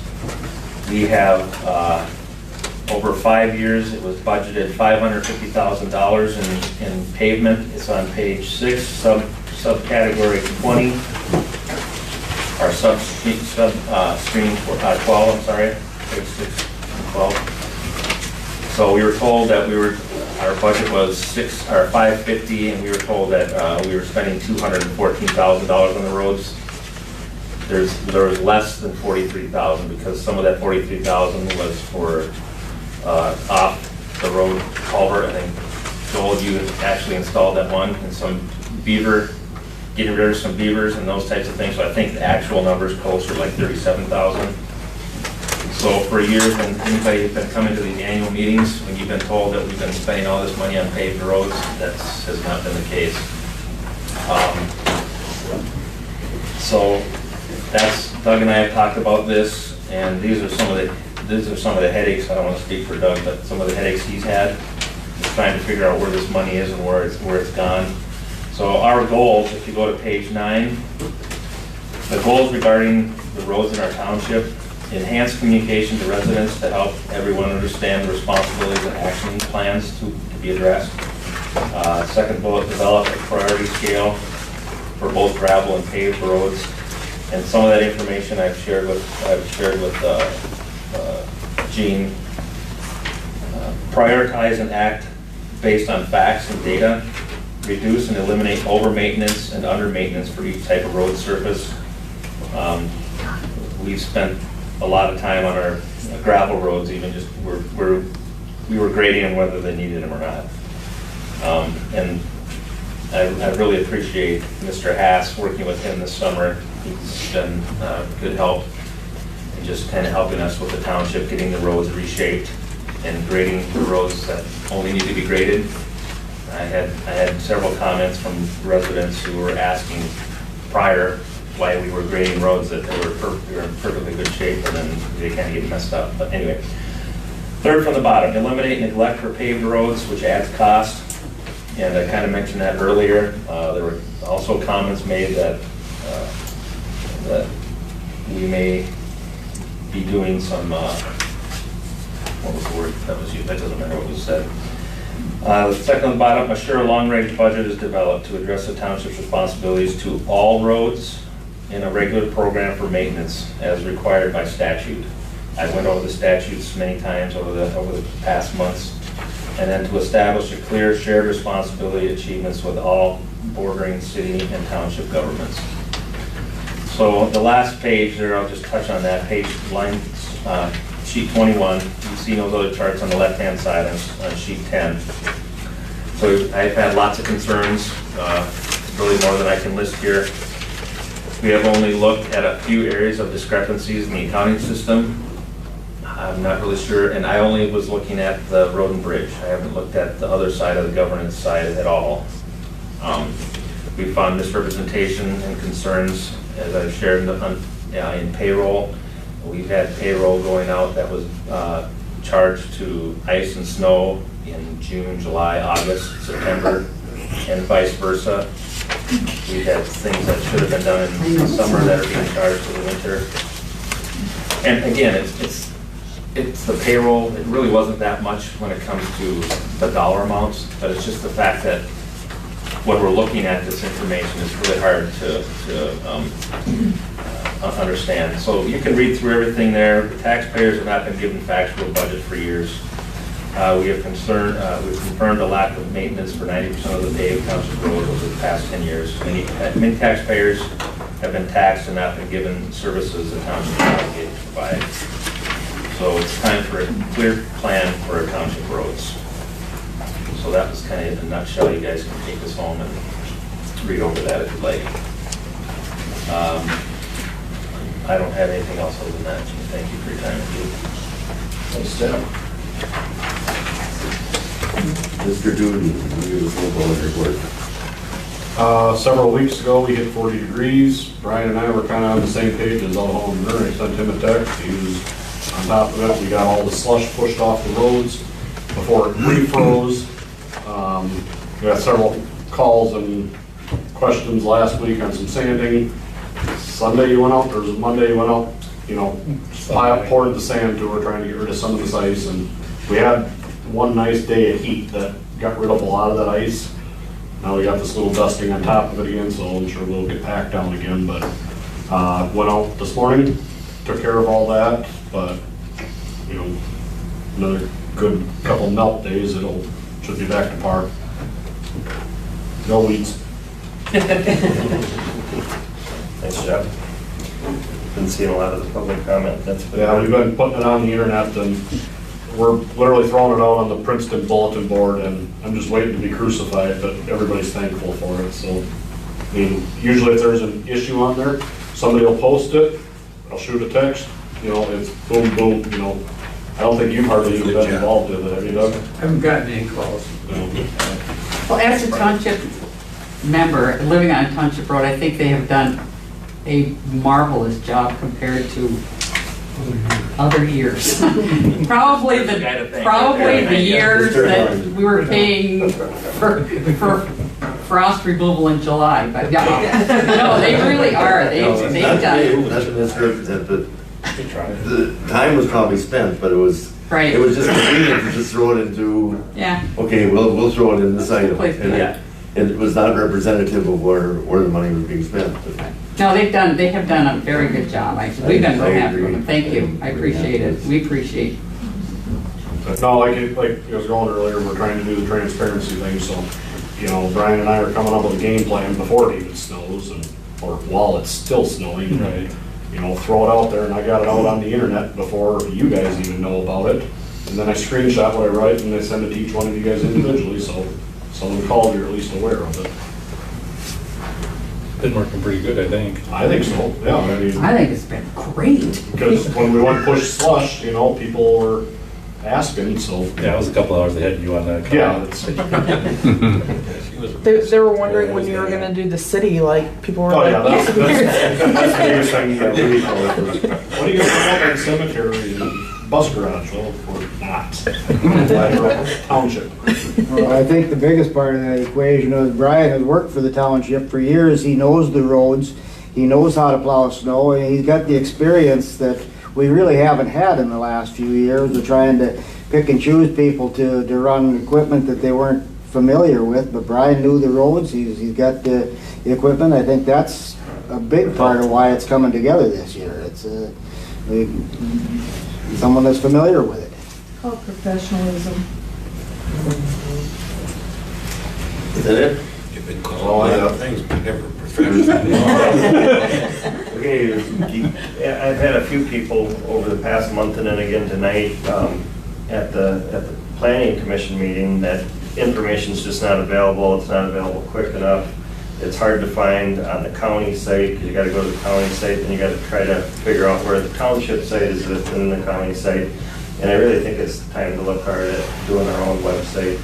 And you do have some info on that. So, you know, we could maybe continue that discussion as well to the next meeting. But I think it's time to get some actions that these people get information. It's frustrating. They don't see the ordinances. They don't see a lot of things. So, second was township attorney. I know that we had said we'd put it off to the election. However, I think we need some support, and with the township attorney raising their rates almost 21 or 22% at the turn of the year, that went from roughly $280 to $340 an hour. And I know of at least, I think that Matt has Kennedy and I think Graven. They're out there at like 180 or 185 an hour. And Corey Rupke, they're out there. So I know that there's other services that are a lot more reasonable. And, just the feeling I got from, Adam Ripple the last time I talked to him, he didn't even sound too interested in doing our work anymore. So, I'd like to see the board make a decision to make a move so that we can start getting some legal support in here and dealing with some of these issues rather than delaying them and not knowing what to do. I think the first step would be to try to get quotes from Curry and Roop. How do you say it? Corey and Rupke. Mm-hmm. And a couple times in the last 6 months or so, I've had issues where I've had to call the township MAT, and their one attorney left, so they were down one. And when Scott was or Steve was at a meeting, there wasn't an attorney available. And then Sherry, the receptionist who I grew up with, sent me to Corey and Rupke. And they are right next door to MAT. And they were just incredibly anxious to help out at no cost. I mean, he didn't question, how am I gonna get paid for this or anything. It was just, yeah, we're here, we help the township when they need it. And I really appreciated them, so I would like to see us at least get a quote from them and Kennedy and Craven. So, do you think if we got quotes that we can make a decision next Tuesday? At this point, just so you're aware, Adam is looking over well, we're dealing with the road now, and Adam's looking at that. I think you guys probably got some of the correspondence from him. So I'd like to get through the road and at least have reviewed. But we can still make a decision at the next meeting. Well, and we don't have a contract with anybody. That's true. So we can finish up the roads with Adam, and then, if we got new business, we can maybe start a relationship with somebody else. And doesn't mean you still can't use Adam. It's just they have a set fee schedule, so there's no contract. And that's the way most of these run. It's a month to month, and there's no set contract. It's just billed on the hourly basis. And to build off of what you're saying there, Dave, I agree. I mean, I was at last Saturday, I spent the whole day up in Aiken with a township legal seminar with Corey Ruby. And a lot of the things that they had talked about, we could be doing a lot. I'm not finding a lot of, we were looking for some resolutions today. We're severely lacking in legal documentation. It seems that we need a lot of legal help here just to kind of get us on the right track. So I would second that if you may. We got to get a good attorney on here. Not that Adam isn't. I'm just saying. Yeah. Okay, and then the last thing was that forensics report. I haven't picked up my jump drive yet. However, I do think that we need an attorney to look at that and make sense of it. It sounds like, when talking to Doug, it's kind of just a bunch of gibberish. No real. Well, it's not, I don't want to call it gibberish, but it requires interpretation by someone who knows what coding means, what the implications of various things are on there. Just in its raw form, the amateur is going to be able to interpret what that is indicating. And talking to Carney, they are forensic attorney. He's a forensic computer guy, but he's also an attorney. Right. And he doesn't necessarily give legal advice, but he will work for other attorneys. So for him to interpret it, he won't interpret it directly to us, but he would work through an attorney. He works for attorneys all the time. So he said, picture your main attorney is the quarterback and he's the tight end. He works through that system. Probably after himself. Well, that just, hard to say. I think we might be more of a guard. So that was it for my report. Just so we're clear, we are going to contact a couple of attorney offices to get a quote for service. Yes. Yeah. Make a motion for that, or just something else? Sure. So, Doug, do you want to make that contact for those prices? Sure. Okay. And I suppose, I know those two and Andy with Kennedy Raven. Yeah.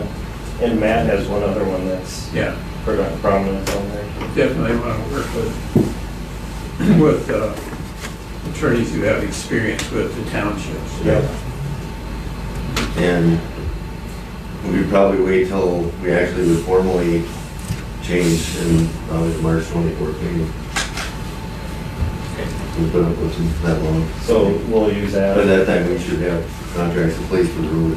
Okay, so what do you want to do with the forensics report? You want to wait till March 24th to do anything with that? Or do you work through that, or do you want to work through Adam now?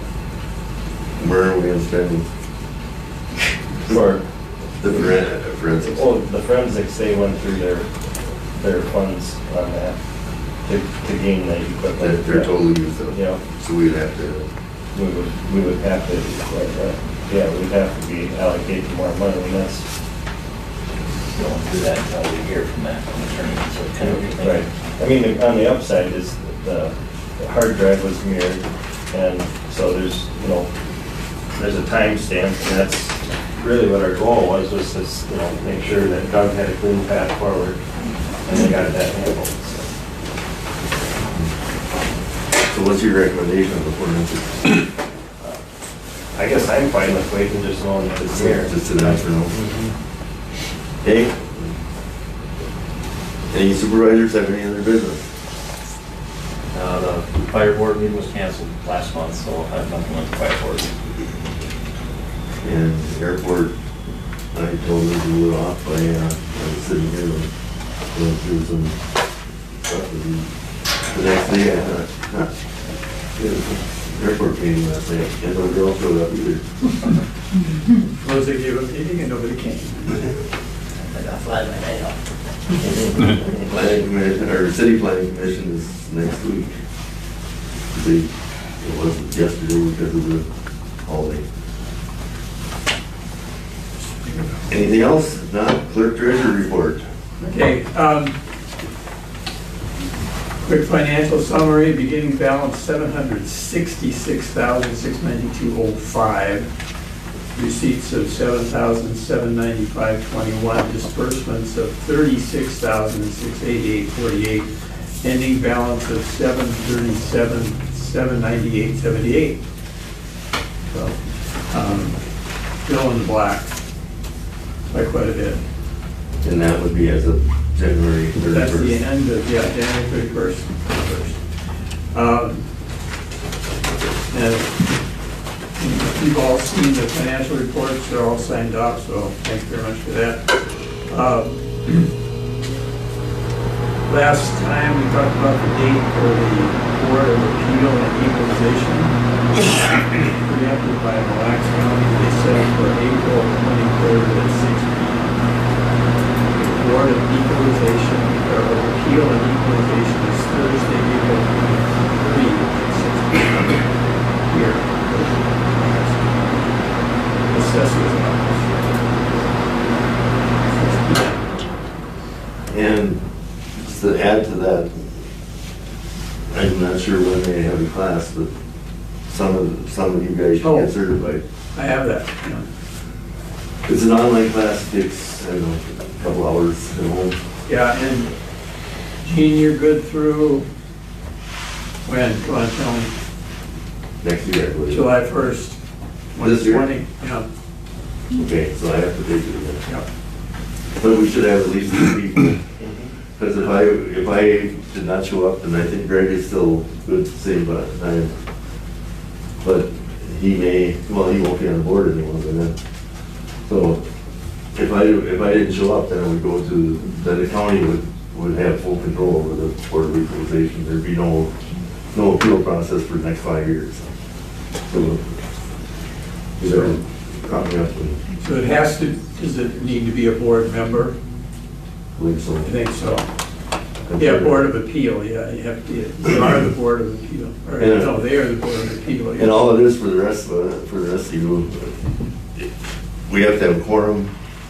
I call the meeting to order, whoever's chair at that time, call the meeting to order, turns it over to the county assessor, and people deal with them. And if there is anything to be done, we would have a motion to have it reviewed. It's really nothing in our hands. It's done by the county. And in connection with that, the Mille County Assessor's Office is having an informational meeting on April 8th, which is Wednesday, from 10:30 a.m. to approximately noon. So, extended to officials who are involved with boards of review and also township board and city council members who have open book meetings. It's a really good process for anybody to go through.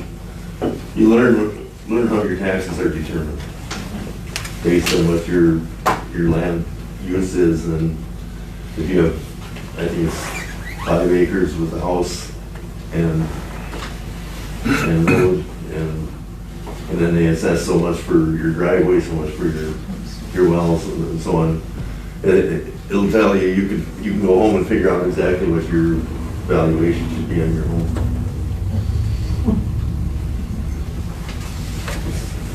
Pretty nice program. Well, Okay. You know Alan Hines, the assessor? Yeah, not anymore. Retired as of February 28th. Retiring as of February 28th. One other thing under supervisor's report, I've had a couple of calls from a couple of neighbors.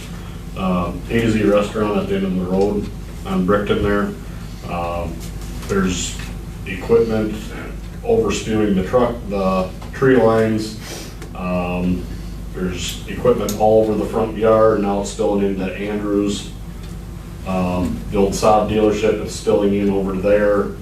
I don't know if believe he bought that. What's up? I believe he bought and. Okay, I don't know anything. Yeah, he did. Okay. Yeah. Someone had called about that, and we had encouraged them to come to this meeting. Okay. Perhaps they didn't make it, but. Yeah, I didn't write anything down as in that is. I know they'll, it's right after me, they'll, because there's so much stuff there, they can't unload their trucks sometimes, so they're impeding traffic. So sometimes they'll have their trucks out onto the road. We have to have Scott send a letter first, Oh, yeah. and then there's nothing to send, and then we have to refer to higher authorities. That's our first step, and we've had to do it before. Back to you. Back to me. Okay, the Minnesota Benefit Association sent out their annual renewal for life insurance. And this, I guess the question here is, do you want to keep it? It's are you familiar with this at all? We have an extensive list of people who are on here, all the board members and employees and everything. Essentially what it is a $2,000 death benefit. And for me, it's less than that because I'm an old guy. So the question is, do you want to keep it? If you want to keep it, I have to revise the list substantially. I don't know if I'm in a position to make a recommendation, but really? So there's people on there that are no longer with the township that should be at least be removed. Yeah, they need to be removed. There's employees on here who are no longer employed. Board members who are no longer on board. What was the cost? Well, let's see, the annual per person is $32. So it's not a lot of money. It's $581 for all of these people. It would be significantly less than that. So the question is really, you want to keep it. Are there any other implications? No, it's Is just, that term life, that's what it is? yeah. So it's not. No, it's just it's like sort of a low-grade person insurance. But anyway, it's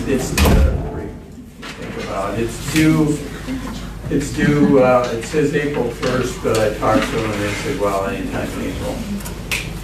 So we can make a decision on that. I have a couple proposals for website design. I got one from Surreal Marketing, which is just a company that I'm aware of, has done some other work. Just by contrast, Surreal Marketing and Proud City. Proud City does a lot of municipalities, actually some of the bigger cities. I contacted them and asked for some sort of estimate of what it would be from them. And then I also got one from a local guy, Gary Larson, who's done web pages for a number of the townships in Sandy County. It's a significant contrast. Surreal Marketing, $4,250 for the first year. Proud City, $5,200 for the first year. Gary Larson, $500 initial design, $20 domain registration, and $100 annual fee for hosting. He's done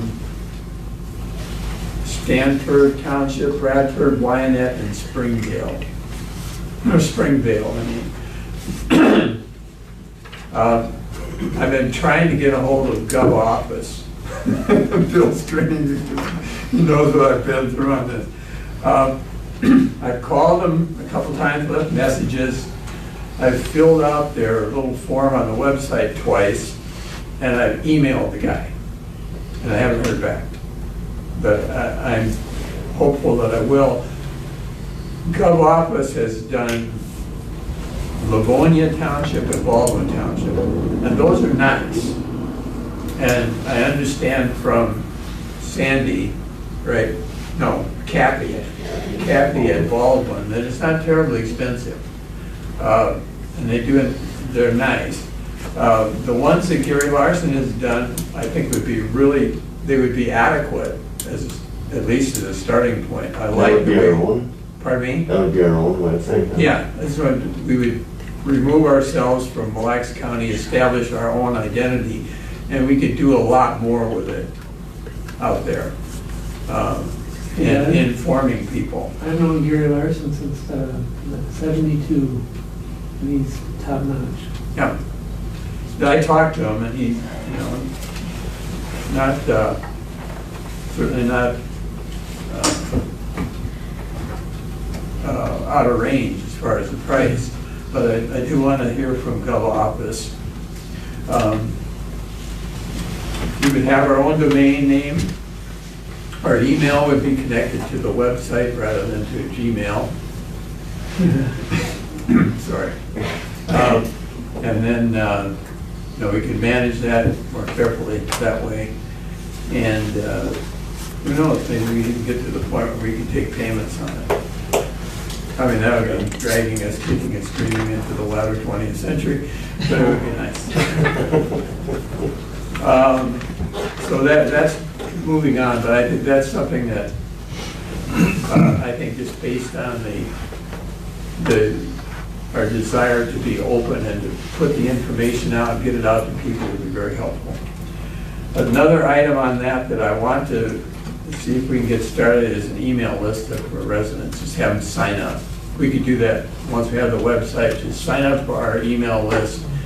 And then, when we have things coming up, watch out, we're going to get hit by a major snowstorm. We'll be out there as soon as we can, but Here's Thomas's number. yeah. Forever. But those would be, those things I think would really help us in that part of it. We've got solicitation letters from Sherburne Bank and Township, Land Forum. We have a bank, Sherburne, saying they could do our banking, but I did want to at least let you know that these things are coming in. I don't know if you want to pursue any of that. Land Forum would say we could be your township engineer. So they're just soliciting our business. Those things that come in. Before we get too far away from it, the township benefit program, as far as I'm concerned, we could drop, if it's legal to, we could drop out of that.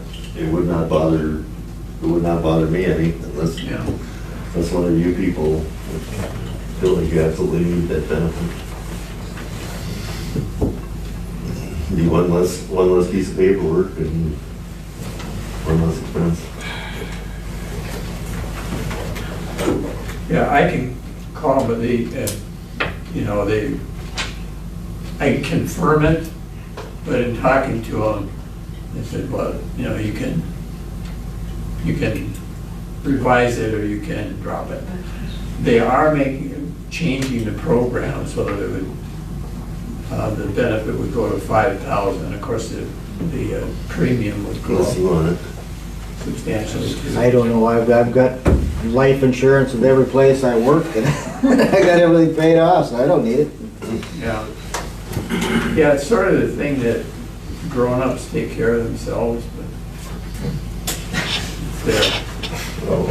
I can verify for sure that that's, Well, I will make a motion that unless it is required that we drop the township benefit program. Is there a second? I'd second that. Motion been, and I say unless it's required. Is there any further discussion? Motion's been made and seconded to drop the township benefit program. How are we gonna determine if it's required? If it's not required. Yeah, just check with Matt to see if it's required. Well, yeah. Well, MBA. Okay. But I will verify with that. is there any further discussion? If there's no further discussion, we'll proceed to vote. All in favor, signify by saying aye. Aye. Opposed, no. Motion carried. Okay, that's. And the solicitation letters, just for an information, when our big CD came up and we were basically going to get zero, Bremer came forward and gave us a much better rate than we were ever imagining we were going to get. I don't know exactly what it is. It's not much, but it was almost a negative with if we renewed on the open market. Did Bremer get their legal issues cleared up? They had some big thing just happen lately. Yeah, I think somebody came in and bought them quickly or something. yeah, I think the dad or grandpa passed away and kids were fighting over Oh, was that the deal? because there was some charitable organization that was on the lifetime will, if I remember right. You know anything about it, anybody? Just what I read in the Wall Street Journal is that they were declared insolvent by the federal government and U.S. Bank. And the U.S. government took them over and then they were resold and rebranded, so I don't know. The trustees were dissolved, that's all I've read. I haven't heard anything except I see the signs disappearing. The hours have changed. No, I haven't heard. I have a question before we move to open forum, if you're done, Doug. Yep. Did we just verify what's being discussed at the continuation meeting? So it's gonna be 33rd and 82nd, deputy clerk, the 2021 budget. Are we gonna talk about, is there Audit, if we had, whatever we can do with audit. we gonna discuss anything about the annual meeting? We should set the agenda for the annual meeting. It'll be scheduled for the audit. Has to be, what, 10 days before the, Well, but if we don't have an audit done, it's gonna be a little difficult. it'd be difficult, but it's still required.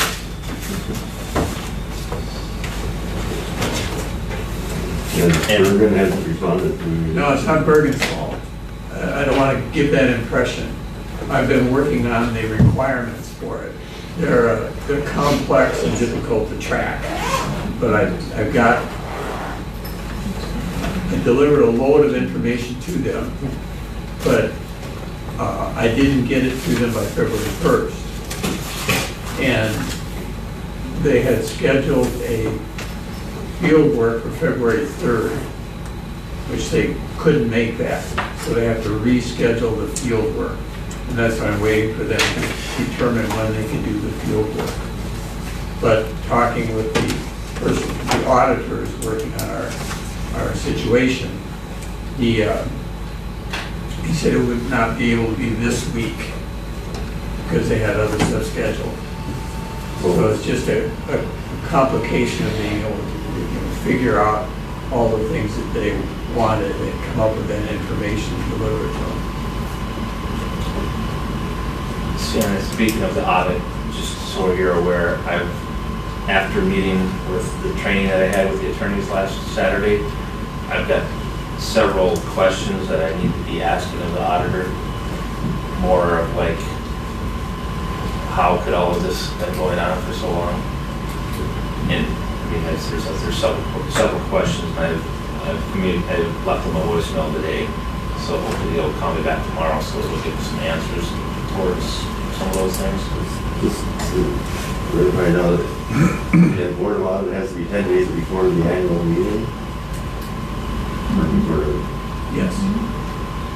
But did that include the continuation meeting?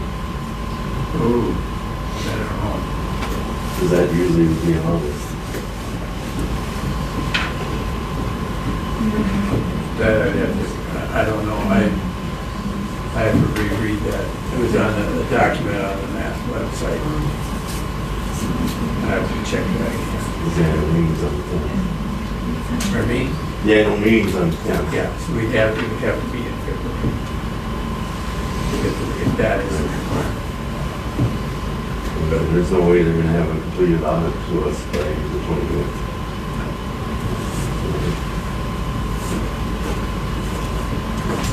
We'll have to.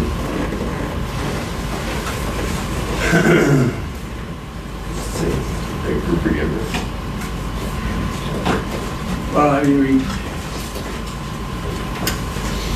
people send me over and over again, do what you can do, and do the, get as much done as you can, and then you just keep working on it, and that's what we're trying to do. Anything else? Open forum. I just wanted to mention, you asked about things you were going to be talking about at the continuation meeting. You were looking at the bids for the attorney as well. Pardon? Bids for the attorney. Yeah. They pushed it off to the 24th to make a decision. Yeah, but you were going to bid it. Okay. Can I? Yeah. Go ahead. Dan Whitcomb, I just wanted to talk a bit about the road repairs on your improvement project, 82nd Street and 33rd Street. And after hearing the mayor's comments, which I think is more of a delay process than anything else, just to remind you, the city only has one landowner on that road, and that's the school district. The school district can agree to assessments directly, and that process could probably go away overnight. Whether they do that or not, I don't know. But I'm not opposed to you guys doing it piecemeal and doing the north 82nd and 33rd and just leaving the east part of 33rd alone until they get their crap together. They're my neighbors, the school district, and I'm gonna have to deal with them anyway all the time. So if that's the approach you have to take, I'm gonna have a problem with that if you don't do the south side of 82nd or not. But I think the school district has, just because I've been on the school board for several years, they can agree to the assessment because they've done it before with the hospital project. And the school district, being an individual government unit, can assess that directly in one fiscal year as part of their tax base and recover the money. So it's not going to go against a bond or anything else. It's an assessment they agree to for road repairs.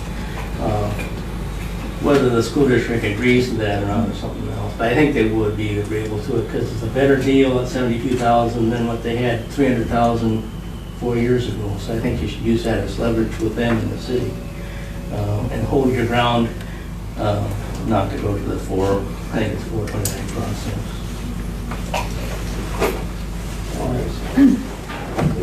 Yeah, something we should think about is get the school districts involved, the business manager or whatever also. Get them to our meeting. Marcia Anderson. And I want to thank Bill again for the hard work he's done on the roads. The collaboration that this board has brought together to improve our roads and our road maintenance in this township this year has been outstanding. I also want to just say how disappointed I am in the representation we've had from Adam Ripple, and I can tell you 3 cases that are clear in my mind where he has given us wrong information. One was at the hearing for the subordinate service district, and that information was carried through that entire process. And we brought it up at the hearing, and it was poo-pooed, and then it carried on into information sent out to the residents, and then it was carried on to the ballot.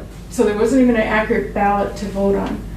Regardless, the previous board here had basically had a chokehold on this township for so long that the residents' minds have been distorted from facts. They haven't had facts, they haven't had information, they've gotten incorrect budgets. Thomas, when you came on this board, what kind of information were you given? Here's what's happening in the township, here's what you gotta be aware of, and that was in somebody's shop. Okay, and then, Jean, you've been on the board for a long time, and this budget stuff is really bothering me because I've done a lot of work within large, very, very large institutions looking at financials.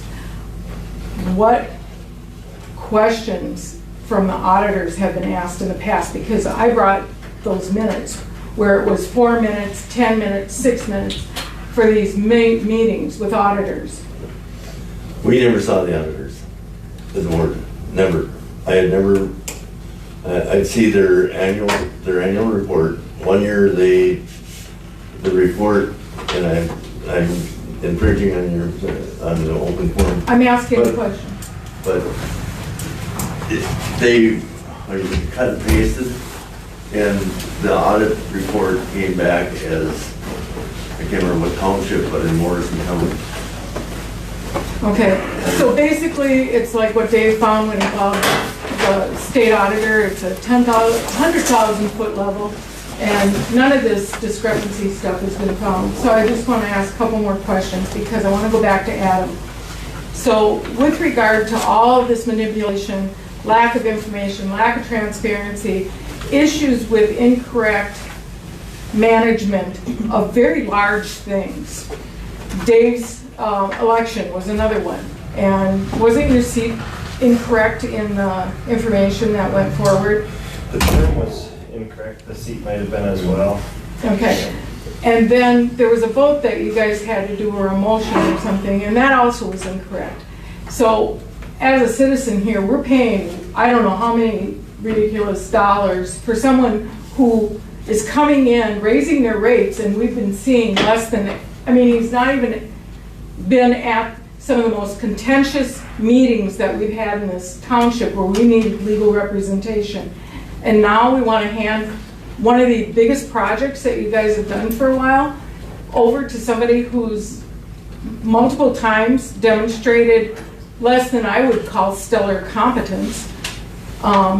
You can put whatever label you want on it, but I really feel that this township deserves better than what it has received. The citizens deserve better for the amount of money that they're paying for this. And I hope sooner rather than later you would look at changing your attorney, because I certainly don't want to see any of this stuff get messed up now that you're dealing with. And in addition to that, I just want, can I have just another minute? In addition to that, I just want to go, I looked at these graphs, and for the longest time we've been told that gravel is so much cheaper than paved roads, and that paved roads cost too much, and you know, no tar, no growth. That was what we were told. We don't want tar, we don't want growth, and they've really tried to hammer that home to people in this township. But when I'm looking at this bill, you say that the standard rule of thumb is to begin planning the road surface upgrades when the average daily traffic reaches 100. Well, you've proven that we're well over that. And so when you look at this graph, and we had this graph too, it just got thrown to the side. Data and facts don't matter, or didn't matter. And I'm glad to see that they finally do matter. And someone with some integrity and some skill and knowledge is coming forward and applying it to improve this township and give the citizens the right services that they are paying taxes for. I also like to look at this second slide. It's very clear the gravel is costing at Higher Use Road basically twice what it's on page 10, it's slide 20. It's costing twice to maintain these higher use roads than what a hard surface is. So when people are being told it costs too much, it's a bunch of smoke and mirrors, and obfuscation has been the rule, I guess, at this township for way too long. And I thank you all for bringing forward some transparency and definitely some integrity. And Brian, thank you so much. Your company has done an awesome job, because last year we heard about how we needed a road manager, a whole position to handle everything, because there were so many complaints. Well, who was doing the road work? The clerk's sons, to a large degree. The former clerk's sons. Sorry, Doug. No, we didn't dare ask who was doing it, remember? That's true. Thank you. I'd like to make a quick comment on the telecom thing. And if somebody isn't watching them to some point, Gene, and you and I have seen that south of Tom Dakota's mailbox, a field tile got cut. There's one on County Road 13 on the south side with the barricades out. That was a fiber optic, I think, cut. And I've seen guys, more so in Sherburne County, when they put fiber optic, they'll slice right through a road culvert and keep right on going. We had a couple of instances, you could look through the culvert and you could see the wire in the middle of the culvert. So I mean, just to give them a green light to use the township ditch, there's gotta be a little follow-up in case there's damage. You know, they should be responsible for any damage they cause, so that's it. They should have to locate. Well, depending on the contractor and the size of his jig that he cuts in with, yeah, I agree, they're supposed to locate. I agree with that, but. And from that standpoint, Todd, the communication we had with him was this right-of-way ordinance is something that he has requested this township to do for several years. Yeah, I mean, you gotta have some legal background to. So he strongly recommended that over the years, it sounds like, so that's something we'll have to look at doing. Are there some standards somewhere that they would have to follow? Like how deep it is if they do damages to somebody's Supposed to be, yes. property and stuff And like you that? sides of the road, you know, it's either on the east side or the south, if it runs you somewhere. There are standards. There are contractors in Elk River that they really don't care. They say, yeah, if we get something, we'll come and pay for repairing it, rather than wait for go for one. I know Benton County, one time the boys were putting in a stop sign and they drove it down and all of a sudden the ground started coming up. So they all took off running. There was a gas line less than 2 feet deep and they're supposed to be, I think, 48 inches. So it happens. I mean, contractor puts her in high gear and. Yeah, I work in the same office with locators and it's interesting. That's all I got. Hi, everybody. Hi. So when everybody announced who was running, I took everybody's pictures, and so I just want everybody to see. I made a nice little ad, and we posted it on the bulletin board. And we've already had 6 shares and about 1,500 people look at it. But also the information I have on there is when the annual meeting is, where it is, and then the board of canvas right after it. So it's all on there. It's on social media. If you have social media, please share it. I do have the candidates on there, but you know, it's nice to know who's running, because then people can actually put a face to who's running. Sure. Good job. And it could be on your website soon. Yes.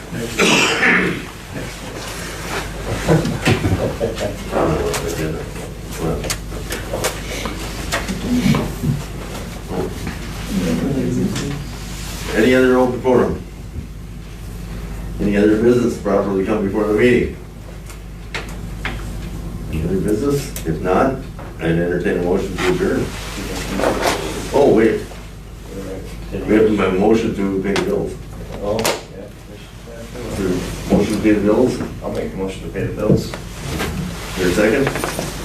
Second that. Motion's been made and seconded to pay the bills. Any further discussion? If not, we'll proceed to vote. All in favor, signify by saying aye. Aye. Opposed, no. Motion's carried. Now, what was the other thing? Well, we gotta move it to the Oh, continuation. we will not adjourn, we will recess to February 25th at 7:30. Is there a motion to that effect? I'll make that motion. Motion's been made to recess to 25th. Is there a second? I move that motion. I moved it from. I moved it. Second. Is there a second? Yes, I second it. Motion been made and seconded to recess to February 25th at 7:30 here. Is there